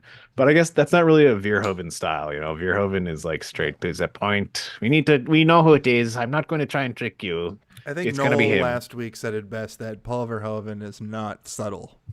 No, it's like he's holding a gun to your head while you're watching his movies constantly. Yeah. You're watching still, yes. Look at these breasts. Mm-hmm. It's him. I always want to call it striptease, but it's showgirls. Look at this nudity. This is exciting, and this was exciting to me as a kid when I first watched this movie. Because I always like knew who Michael Ironside was, and he was in a ton of stuff that I was, you know, semi-familiar with. I was familiar with his voice almost, I think, more than anything else, because he was in a bunch of cartoon shows and stuff as well. It was kind of like a running gag to like have him show up just to be like a one-off episode of something or whatever. He was, of course, the voice of Sam Fisher in the Splinter Cell video games for many years, which I loved. Mm-hmm. But it's exciting. And then he is clearly the coolest character in this movie up until he dies. But even his death is pretty cool because he shows some sort of weakness, which is like, great. The thing that he says here is linked to that. He says, "You don't do your job, I shoot you." And then we'll get to the flying bugs in a sec, but at this point they go back down to Planet P at this point. They start attacking it, and we see a cool CGI bug stampede that they carpet bomb, which is the most American thing you can possibly do. It's just fucking carpet bomb everything. And they're in the daytime now, and this is what I was going to say earlier, like, until this turns to shit and we see like the biggest swarm, it seemed like at nighttime they can't figure it out, but in the daytime they're actually, with this new infantry team, they're actually able to like work together to take out the bugs. That said, they hand Johnny Rico a fucking rocket launcher that has a nuke on the end. They find a bug hole and they shoot a nuke into it, and it just vaporizes the whole fucking countryside. Yep. I feel like and then doing they get this attacked by a big tank bug. Yeah, but I feel like, you know, nuking a bug hole is super effective, but like, what are the ramifications for the soldiers? You know, like, seems like a not great thing to do. That said, right, the big boy bug comes out of the ground and it shoots napalm out of its face and also looks great. It kind of looks like a dung beetle a little bit. Yeah. And Johnny is fucking crazy. He gets on the back of the bug. He unloads into one spot, opens up. He basically makes a hole. He makes a hole on its back. He punches a little hole in it, yeah. And then he fucking just drops a grenade into it. Super soldier shit. And this is kind of one of the other things that I really like about this movie, which I did also like about Mars Attacks as well, is the use of color and how like the bugs in this have very green, like comically green blood, like, but then they also have very orange, like it almost looks like a pumpkin level of orange. That one blows up orange. Even you get almost like smell and like taste like what they and it doesn't smell like or taste great. Yeah, I think it tastes like a Caesar, like a really bad Caesar. Like a Caesar where the tomato juice went real raw. Or it just tastes like Sour Patch Kids, which I'd be cool. I'd eat that. But it's so sour that it actually melts your skin and tongue. It's just actual napalm. This is delicious. I'm dying. Their face, you know when your face goes like sour face? Oh, here comes Direct Attack. So Starship Troopers, Space Marines, bugs, and co-ed showers. Thanks, Direct. Friend of the show. We'll have to have him on. What'd you say, Arj? The Matt Direct? Yeah. Yeah. Oh, wow. What's up, buddy? The man, the myth, the legend. He always shows up at the last hour. It's because he gets home from work late, so that's why he shows up to see the end. Yeah, drop knowledge on us. Right. So, Diz is the squad leader at this. Or sorry, there's a proposal made that now Clancy Brown wants our boy Rico to be the squad leader or the corporal. He picks Diz as the squad leader, and that night, after this big victory of taking down this big boy, they have a party. And at this party, what they have is liquor, footballs, Nerf footballs, and instruments. Cyber violin. Cyber violin. But all they can play is Irish jigs, apparently, in this weird That's future. all he knows how to play. And then Diz is like, come on and dance with me. And you know, Rico being Rico's like, no, I gotta focus on war or whatever. And literally Michael Ironside's like, you know, it's not good to pass up on a good thing. And then Johnny goes and it turns to slow dance, which has always happened in the 90s. They have a slow dance, and then they have a full-on 80s sex, Paul Verhoeven sex scene, which I was watching. So I really wanted to make it uncomfortable for Diz and the audience. So I did sort of a BDSM thing here where I made her arms get wrapped by her head and her eyes are covered. I was at work watching this on my lunch break, skipping through. So you did what my parents did when I first saw this movie while I was watching it with them. Yeah, you need to not watch any more Paul Verhoeven movies at work. Well, it seems like a not safe for work movie. No, I didn't watch Showgirls at work. I had to watch that at home by myself. You watched that one in the bathroom at work? Like, bathroom break. I'll be right back like 12 times throughout the day. Yeah, so but the point of me saying it's an 80s sex scene is like he just shoots these very intimate, like, remember how in action movies in the 80s all the sex scenes are like so elaborate? Like even like Top Gun. It's because people Take were your breath away. People were trying to figure out like the difference between like what is porn and what is like tasteful and what is not, and like what is real and what is not realistic. At least this one doesn't have a holy shit. Sorry, there's a crazy. Can you hear that? Okay. No. It sounds like a fire truck going nuts outside. Your face is green. I don't know if it's like the dark scene in Buenos Aires where the face goes dark. It just goes dark on his screen. Anyway, what I was saying is like the movies they hadn't really figured out what was like borderline inappropriate yet, and like I feel like we're even kind of getting back into that now, where it's like what can we show that isn't like horrifying and uncomfortable, right? If it suits the story, sure, but if it doesn't, because like Showgirls, the sex scenes in that movie are almost like borderline laughable. They're so horny. You're like, holy shit. I think that the strip scenes are more horny though, because I just keep thinking about that one between Penny and Nomi. That's just like they're basically just like having leg sex. humping each other. Yeah, they're basically just blasting muff on stage. But I mean, we remember the pool. Sorry, the pool. I wanted to say that last week too, and I kept stopping myself. But you know what? I'm glad you didn't say that last week. But yeah.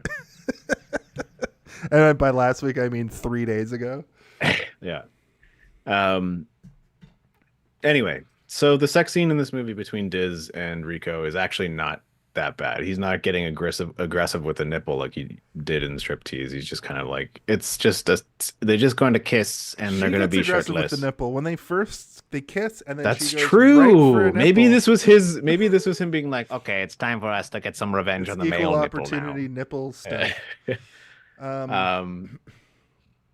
Yeah. Anyway, it's not that bad. It's actually like quite tame, I would say. But what I really like about this is they're in the throes, but then they get a distress call, and Michael Ironside like busts in, and I need you out of here in 10 minutes. Yeah, yeah. But then he's like, who's under that blanket? And she's like, and he's like, 20.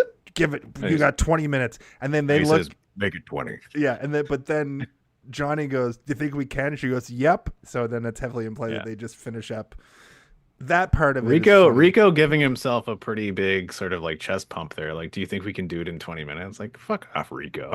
10 Rico, minutes. you can finish it in 5 minutes if you need. They have 10 minutes to get ready. They have 10 more minutes to have sex. From what I heard in the original, before they actually did that scene, it was Johnny with Gary Busey's son under the sheets.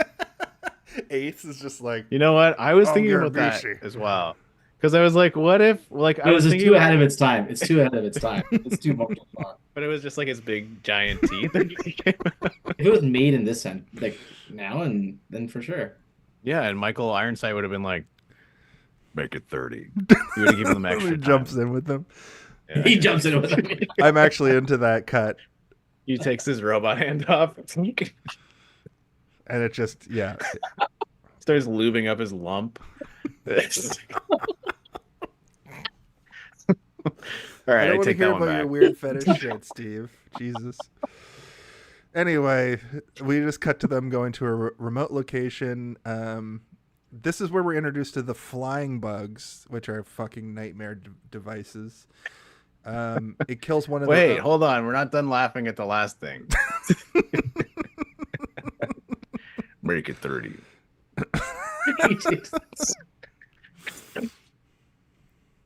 Throws the hand into the two of them and it just starts going crazy. No, it's like when you're in college and you put a sock on your door knob so no one comes in. He puts the hand on the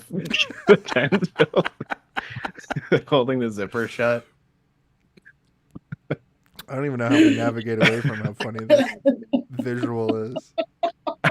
Arjun hasn't laughed this hard yet. Sorry, this is the funniest shit. All right, sorry. All right. We got to get to. They go to a remote location. Something out. Flying bugs. This is where we get the scene that's like a flying bug comes through, takes one of their own, kills them. Michael Ironside kills the guy who's getting killed by the flying bug, and he's like, if that happens to me, I know you'll do the same. Johnny's acting sergeant at this point. I gotta say, hold on, like that sequence there where they're walking through this like canyon, and there's just like rocks, like, and what they like, keep doing over and over is they perfectly encapsulate what it's like to see something out of the corner of your eye during this, because they do, but the rocks would make you be like, there's something here, guys. Like the rocks falling every 5 You're seconds. right. You'd be like, there's something here. I thought that too. I was like, is nobody going to point out the fact that like we're on a alien infested planet and there's clearly movement and something is around us? Yeah, but I mean, I understand it's meant to build tension for this sequence, but holy shit, would I not be like, let's just buckle down here for a second, boys, and maybe aim for the rocks, fire some rounds off into the hills. Yeah. But this is where they find the base. And I wrote the scene that Steve keeps sending everyone. You had a couple drinks the other night and sent me this scene during a conversation, I think 4 times, because you were so it's not that I didn't realize that I had already sent it to you. It's that I just wanted to keep sending it to you. Because of how good that's not what I'm saying. I know that you had fully intended to keep making me look at it. And I kept watching it every time. Because it's so good, but I knew that if I only sent it to you once, you'd only watch it once. So I wanted you to watch it as many times as I wanted you to watch it, which was 4, maybe 5. Yeah. No, I respect that also, because like honestly, like sometimes when I get message from nurses like that, it's like I don't think it's important. I just won't reply back to it. I'm gonna be completely honest. But if it's like a repeat message, like 3 or 4 times, I do probably. Yeah, it's your nurse, Michael Ironside, and she's like, "Doctor, this person is she's got her fingers inside of an open hole in a skull, and she just says, Dr. Arjun, they sucked his brains out." I pay attention to it. And you're like, holy shit, maybe I should go check this out. I have a question about this moment too, where the survivor, who's a guy from Stuff, he's in everything, but he implies that like the bugs can get in your brain, but later we see that the mother brain like literally sucks your brain out. Is there some sort of like plot line that was just this happens in this movie a couple times where they like introduce a thing and they don't really follow up? Is the bugs in the brain just a theory in that moment that was just kind of said as like a MacGuffin or a red herring? I think that the implication is that just like Neil Patrick Harris has the ability to use telepathy, so does the brain bug. Yeah. Even though it can. Okay. So when it sucks your brain out, what I think it is doing is like literally taking all of your memories. So it has it now stored inside of it. Like it eats your brains and your memories. Because that's what it seems like when it sucks Xander's brain out. It seems like it's absorbing his like knowledge. And all of his life, but it also can. But when they say it gets into your brain, I think it means it can like be like, now you want to jump off of a cliff, and like people will just jump off a cliff or something. So he also says like, just like the way that we're trying to go in and steal their soldiers, they're trying to steal our people to see how we tick. That's when I went, oh, wow. Because like, again, I watched this movie when I was 12 years old, right? Or 13, assuming I watched a year after it came out. I didn't read all the subtext. I just saw the things that were happening on the screen and then lived for 25 years. You know what I mean? So I've forgotten more about this movie than I remembered easily. I didn't remember any of this last kind of sequence. So much like that, they go outside and they start getting swarmed by the flying ones, the ground level ones, and the big boys. And they do have a base, but they find out very quickly that this base cannot handle getting swarmed by like not just thousands, not even I think there were millions of these bugs implied by the wide shot at the end as they're fleeing, and everybody gets decimated except for maybe I think 6 people escape from this bit. Yeah, it's the end for many that we have grown to love. This is also a long battle sequence too. This is probably like 10 minutes of the movie of them just fighting. Michael Ironside gets cut in half. Johnny puts he gets him his down. legs bitten off. Yeah. He gets like he falls into like a sinkhole or something, and he's like and they pull him out, and he's got no legs, just as I predicted as a child, which obviously it's gonna happen, but yeah, a big boy comes up. And then after the big boy comes out through the camp, Diz frags him. Diz throws a frag right in his mouth and blows him up. But then she gets murked by one of the land bugs. The base gets overrun by thousands of bugs, and they barely escape with a few men. Okay, well, I want to talk about this a little bit more. I don't want to just breeze through it. No. I just wanted to set the stage for you because I know you're going to have lots of stuff to say. Well, because like I'm thinking about Michael Ironside, right, as this character who, he's the one who says, do you want to live forever? He's like, if you don't do your job, then you're going to die. He's the one who convinces Rico. Rico essentially says that he's like his mentor and that he's like the one person that he looks up to. His dad even knows it. It'd be great if his character name was Iron Michael Side. His name is Iron Michael Side. All right, yeah, that would be pretty good.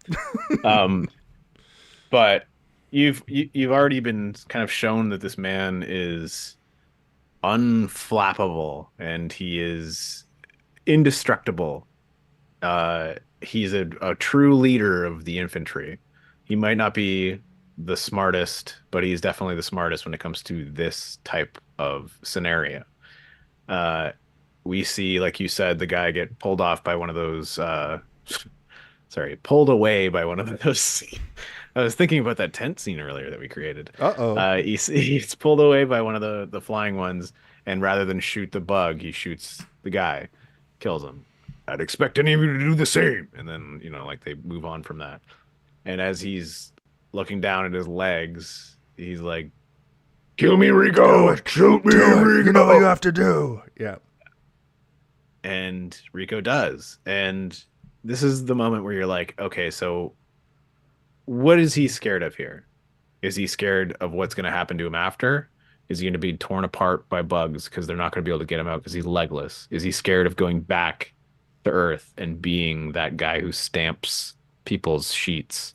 He can't even really do much more than that anymore. It's like, what does he fear? You don't really know in the moment, but you do know that he does experience fear in the same way that the rest of us do, right? Like up into that moment, you're kind of meant to believe that he is absolutely fearless, but that's not true. He feels fear, man. He feels fear like the rest of us. And I think that that's pretty cool. Even though I would have loved to have seen him survive and come back as like a guy with like weird gazelle robot legs. Be like, all right, follow me.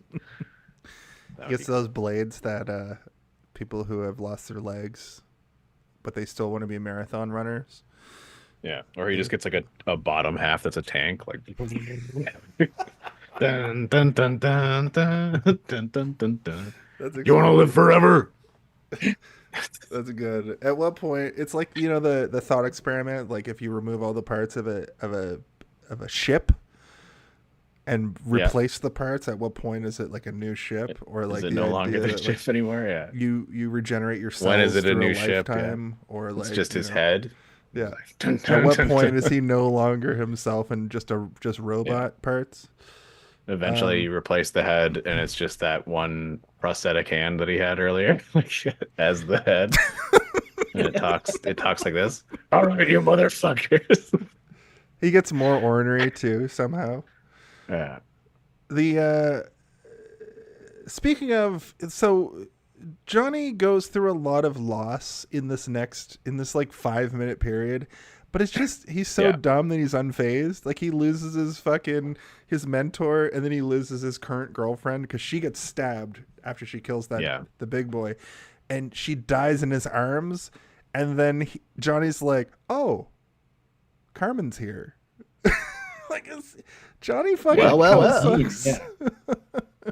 Actually, he doesn't know that she's here. She knows that. Right. Carmen knows that Johnny's there because Xander comes up to the front. Xander comes up to the front. He's like, Johnny's in the back of the ship there. She's flying all erratically. He's not. Xander is kind of a dipshit, but I'm glad that in the heat of battle, no worse than Johnny. He's just pilot. a guy. Yeah, he's just some fucking dildo, like the rest of the men in this movie. He's dark-haired Chad. It's true. Yeah. So then Johnny tries to order a bombardment of Planet P, and gets immediately like negative. Also, great job, guys, from that one captain who's from stuff. We didn't talk about it, but that actor who plays the woman captain, she's from things. I recognize her from something that I watched recently as well. Maybe she's in this movie and she gets cut in half by a door, I think. That's true. She gets cut in half by a door in literally like 10 minutes. After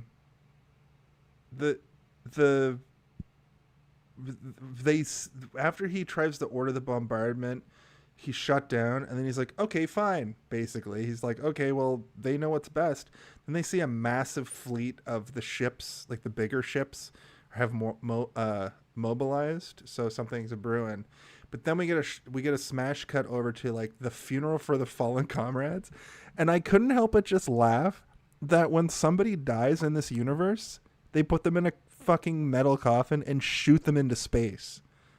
That happens in like so many movies, though, like so many space movies. And when it happens in those movies as well, I go,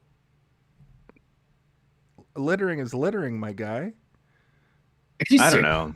I think if I had the option to be shot into space rather than like buried in the ground or burned into ashes and sprinkled in the sea or whatever, it's like it's no different than that, I guess. Like, what else are they gonna do? I think it's part of like the like whenever I think of space war movies and stuff, I think of like they have like Admiral of the Fleet, right? Which is like also like a naval thing and also something like in space. And what I understand is like if you're a soldier who's in the Navy and you die in battle at sea, they bury you at sea, and that's like the honorary thing. And then I think in space, like with the Space Force or whatever, that would be the honorary way to go kind of thing. I don't know. If you're fighting in the Sun Wars of 2545, they yeet you into the sun if you die in active battle.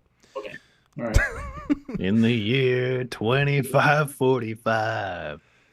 Like space is the universe, right? Like, yeah. I get that. Okay, look, I'm not discrediting. Jason just hates cool scenes in movies. I liked it, and I didn't think it was uncool. I called it littering, yeah. I thought it'd be funny to bring up the fact that, like, what I would have thought was cool is if they zoomed out and there was like a giant space cross implying that this was like a space graveyard, and there was a bunch of other coffins floating They're all around. just floating. It's like a planet Saturn, but it's all just caskets like floating. Also, I was fully ready for when they pulled the flag off the top of the coffin and it went into like that holding compartment. I thought it was going to get burned up. I don't know how I don't remember anything about this movie. I've seen this movie. I thought it was going to get burned up and then like the ashes maybe dispelled into space. There are lots of, actually that would be kind of cool. Cremation, and then they blow your ashes out. That'd be kind of cool. Yeah, because then it becomes stardust. But I've also never seen that in a movie before, which I'm like, how has that not been done? That would be very cool. The coffin hits another asteroid and takes it off trajectory. It's LA, New York. Takes out Costa Rica. Yeah. Whoopsies. I know that's Central America, but you know that's the first South American thing I could think of. Right. So Xander and Carmen are the pilots. Carmen sees Johnny. Johnny orders a bombardment. Listen, we've already got up to Diz's fucking death. Like we get our first reunion of the pack of Carl teenage shows kids. up looking like a straight up Nazi. He thinks that there's proof of intelligence based on this fact, and he doesn't want to nuke Planet P. Well, he has like as a high ranking, like I guess he's a colonel now, right? He's Colonel Carl. Colonel Carl, and he they figure out that there's a brain bug, or at least they have evidence that there's a brain bug. Right, and they didn't know whether or not, like, he thought there was a brain bug, and they used this unit to go down there. The Roughnecks, get murdered to find out whether or not there was the brain bug there. So that's just another reason why he's got the soulless, sunken eyes of a heartless. He's not heartless. He just has to deal with it. And you can tell at points he's like, man, I'm really like, I'm far gone now that I feel absolutely nothing for my former friends who I promised on the last day of high school that we'd be friends forever, but I literally sent them to their deaths. Yeah. So they're going back to capture the alien brain. He offers Johnny lieutenant, and he accepts. Rico's Roughnecks, they're getting ready to head back to the planet P to get the smart bug. Their ship takes a hit from an alien blast, and this is when Carmen gets Xander, and basically only they escape because the captain, the scene we were just talking about, she gets cut in half by a door. And I thought the effects were great here. They were for the they ship were very getting good. wrecked. But this is when I noticed that, like, that's not how space works. The ship's falling with no gravity. All right, don't act like you know how space works. Listen, I asked the doctor how space works, and he had the same response. Okay. Yeah. So Xander and Carmen managed to narrowly escape. She crashes down on Planet P in one of the alien sinkhole areas. Bug cave is what I wrote here, the technical term. Xander gets stabbed in the ass, or that's what it looked like, because they start fighting the aliens, and the way that the talon comes down, it looks like he got stabbed directly in the ass, but it is actually just his leg. He sucked his anus out. Carmen gets he sucked his anus out. Carmen gets stabbed through the shoulder, and then at this point, Johnny is like, "Come with me. We got to find them," and takes off a small crew. Takes Gabriel and somebody else. Doesn't matter. Who is it? It's two people. It's two people. It is Gabriel, and is it Teeth? It's not Teeth. Teeth's dead, isn't he? Yeah. No. Fuck, I can't remember. Johnny knows she's still alive and goes to help her. They split groups. Xander and Carmen see the alien queen. The mother stabs Xander in the brain and sucks him dry. Johnny makes it and has a nuke, and he's doing that thing where he's like, almost like Jurassic You know what Park this again. is? You're a smart bug, don't you? Bing, bang, boom, or whatever. Rescues Carmen. Yeah. Johnny gives Gabriel from The Walking Dead the nuke because he gets stabbed in a similar effect that you were talking about earlier that looked really good. Like, he got stabbed across like here, and it just like opens, and he goes down. And he's like, "Sacrifice me." He holds the nuke. It goes off. The cave caves in, so they're on the other side of it. When they get out, it's revealed that they actually somehow, even though that fucking room got nuked, this part was kind of weird to me because that room got nuked, but on the other from another cave entrance, they pull the like alien brain out in like a net. Well, see, this made me think that maybe there's more than one brain bug. Yeah, but it was the same brain bug because it was the one that got its like brain sucker thing cut off. Oh, and this is the thing that I wanted to talk about earlier. Still shooting out that goo. So you know how like it sucks Xander's brains out, right? Mm-hmm. And it looks amazing. His head goes concave. It's so good. Yeah. And then he's like, and then it goes for her, and it looks probably the most disturbing imagery in this movie. Aside from Dizzy's neck bruise, is the tendril coming out and it just covered in like goo, and it looks like sort of almost like a praying mantis arm. But she brought a knife to a nuke fight, and she fucking sliced his tendril off with it. The foreshadowing in this movie is what you want. Unparalleled. It's amazing. That's good. I didn't even pick up on that, and that's I didn't pick up on that either. Remember, anytime you're not gonna bring your knife because it weighs like 25 grams too much on your pack or whatever, that you might need it to stop yourself from getting your brain sucked I've played out. a lot of video games over the years, and especially survival horror games, you always fucking just load up on as many shivs as possible, because they're always going to be the thing that separates you from zombie.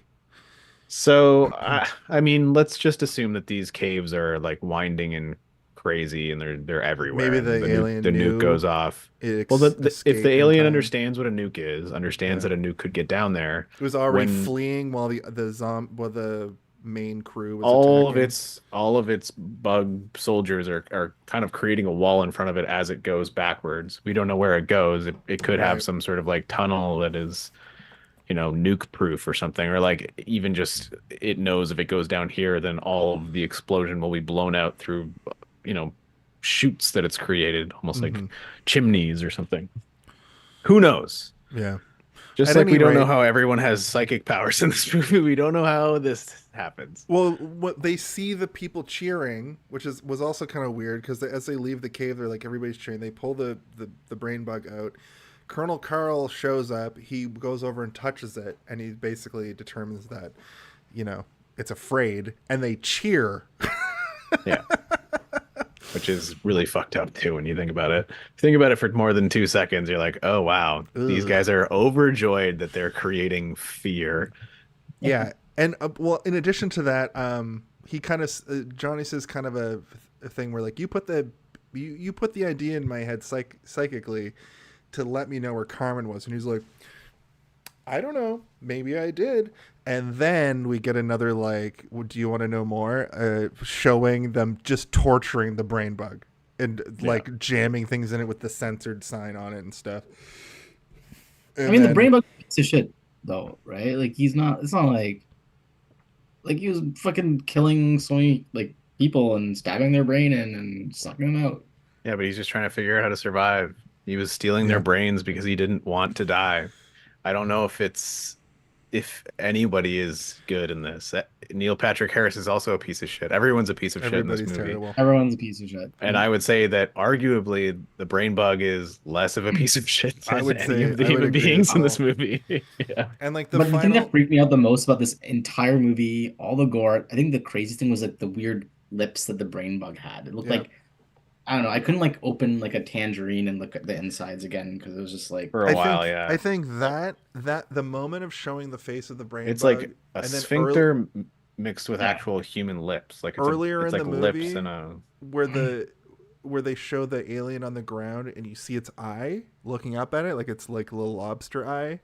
That was like a kind of a foreshadowing that these things are more sentient than they're giving them credit for. It's scared. It looks scared. Yeah, like it looks like a cow getting like blap to the head.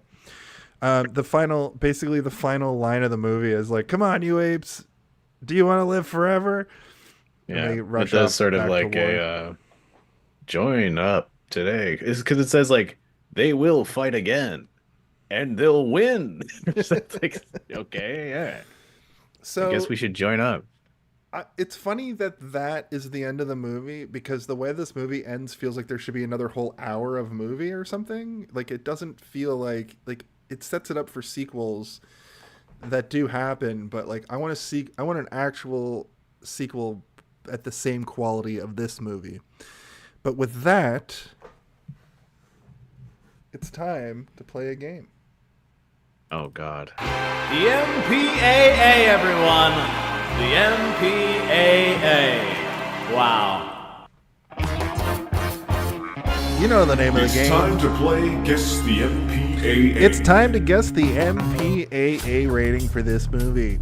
Now, the MPAA certificate number is the number at the end of each movie that signifies that it's been given a rating from PG to R, from G-rated to R to NC-17. Anyway, there's a 5-digit number at the end of the movie. I botched that. That was stupid. At any rate, there's a 5-digit number at the end of the movie that's the certificate rating that the MPAA gives every movie. I'm going to give you guys a new hint. Instead of giving you the first two numbers, I'm going to tell you that there's only two numbers in this 5-digit number. I'm going to give you each two guesses. Arjun, what's the MPAA rating for this movie? 3. And then the next 4 digits? Jason, what you said was so fucking confusing. I absolutely have no idea what you meant by that. There's 5 numbers, 1 to 5. There's 5 numbers in the 5-digit number, but there's only 2 numbers in that 5-digit number. What? I don't know what that means, though. Okay, so you know how there's 5 numbers in the certificate number? Yeah. Right? There's only 2 numbers represented in that 5-digit number, and Arjun already has one of the numbers correct. Oh, do I guess the second one? Well, guess just so. say the rest of the numbers. So 5 numbers, and these numbers are between 1 and 5. It's 5 numbers. I did. And this week, the hint is there's only 2 numbers. And you got one of the numbers right. And this is still part of your first guess. 7. So 3, 7. 4, 5, 9, 2.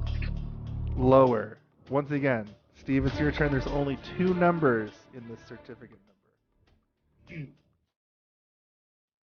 3, 4, 5, 6, 7, 8. Arjun, once again, there's only 2 different numbers. Oh, there's only 2 different. Okay. Now I understand. Okay. I didn't know what you meant by that. Let me just tell you, Steve, you were on the right track with your first 2 numbers. This is the closest we're ever going to get to anybody getting this correct. So 3 and 4 are right, Arjun. Yeah. So it's a combination of 3 and 4 over and over again. You just have to guess it right. I'm still confused. I don't know. I just got it on my first guess. And his response to my guess, I understood, but it took me a second. I've had a long day. I had clinic this morning, and I drove from Michigan to Toronto. And I walked in. I ignored my family to come on here. I was like, I gotta go upstairs right when I walked in. All right, guess it. 3, Guess the number. 4, 8. No, it's 3 or 4. It's a combination of 3 and 4 over until you get it. It's a combination of 3 and 4. It'll only be 3s and 4s. It'll only be 3s and 4s. And it's a sequence. It'll be like 3, 4, 4, 4, 3. Okay, so okay. So 3, 4, 4, 3, 4. Oh, so close. Steve, do you want to take a final guess? 3, 4, 3, 3, 4! Fuck! 3, 4, 3, 3, 4, 4. The MPAA, everyone. The MPAA. I got 2 You're a Winner buttons to press. Here is what they sound like. You win. Perfect. And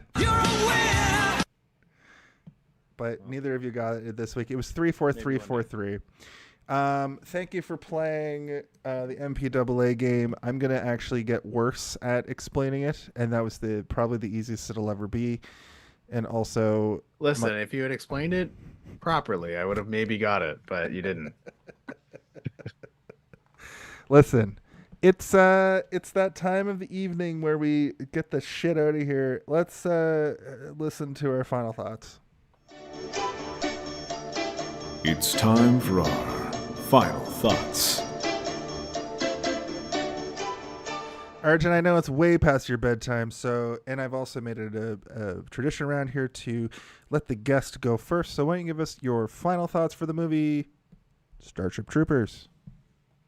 Sure. I mean, it's an excellent movie. As I said, I think it has a lot of social implications as well as nostalgic memories for like a lot of us, especially like us and millennials. And I'm happy that you guys invited me on the show to discuss it. I think that this is a lot of fun. But I think we covered the gist of it. I think we really went into a great amount of depth and detail on it. So I have nothing more really to add right now. If you had to give it a rating, either a number rating or just a funny rating, what would you rate this movie? What is the scale for the funny, and what is the scale for it's the not overall? This isn't a game. This is abstract. Okay, so star eyes and a wide smiley face for the first one, and then I'd say a solid 9 out of 10 for the other one. All right. Well, thank you, Arjun. Thank you.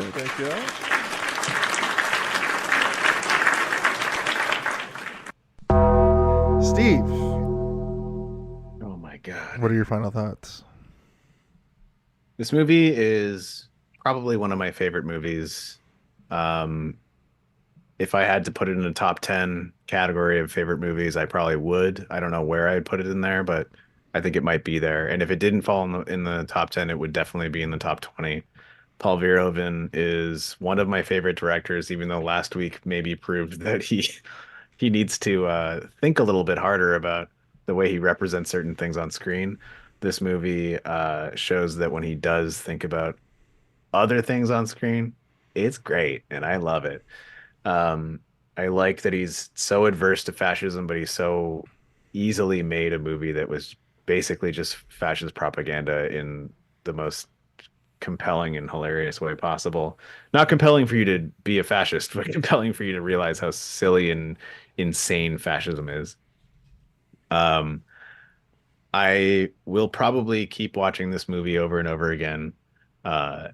Surprisingly not as problematic as I thought it would be so many years later. There are definitely some things in there that are, but I don't think that they weigh the movie down in the way that you would classically think that they would. If I had to give this movie a rating, I'd probably just let it suck my brains out because it did, and it always will. Thank you, Steve. It's fantastic. I'll get through my final thoughts very quickly here. It holds up for sure. It's a fun watch. I really liked the CGI. It held up. It could have easily looked insane, the CGI, but it didn't. I don't know if I watched a version that was like an HD remaster or something, because I swear like movies from this era did not have this level of CGI. I compared this a lot to Showgirls cinematography wise, and there are for sure similarities. Paul Verhoeven definitely has like a signature style that you can see in this, and the dialogue is clunky, similarly to Showgirls. Also, the score. I'm a music person, and the score in this movie kept me like I kept listening to the stings and stuff. I give it a 3.7 out of 5. I highly recommend it to anybody that's never seen it, but it's like you were saying, Arjun, like millennials have seen this movie. I'm not sure if I need to slog through the 4 sequels, and this movie leaves it a bit open-ended, but there's no way they don't just continuously decrease in quality as they go on. And Steve let us know that the last 2 are animated, so they might be like their own thing depending on the quality of the animation. You tell me, viewer. I give this an asteroid heading into deep space, but it gets its path change and hits Buenos Aires when a ship collides with it. Arjun, before we get out of here, do you have anything you want to plug?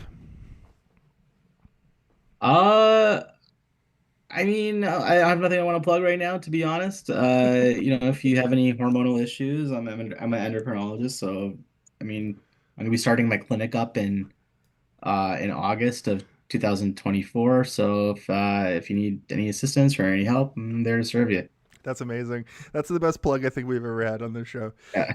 I'm just going to quickly plug the fact that you can find us on all social media basically at Hey Did You See This One? And if you go over to where you can find our audio podcast on Spotify and Apple Podcasts by searching Hey Did You See This One? We have 85 episodes up in audio form now. So please go and listen to those.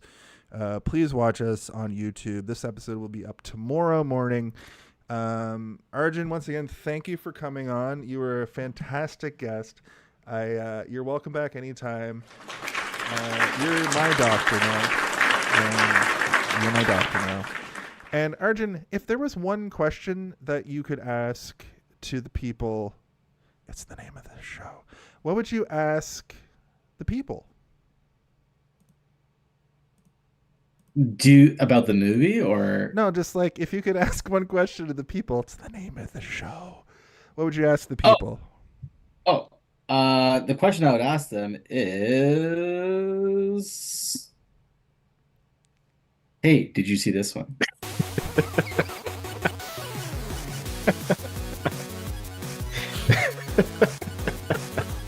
That was funny. I love how it catches everybody off guard. I love it so I mean, much. you should probably tell them to begin with, but you know, whatever. I thought that it was It's funnier. I like that Arjun had to like information. look at his phone and be like, What's this shit what called? show am I on again? What the fuck is this nonsense? Are we off air?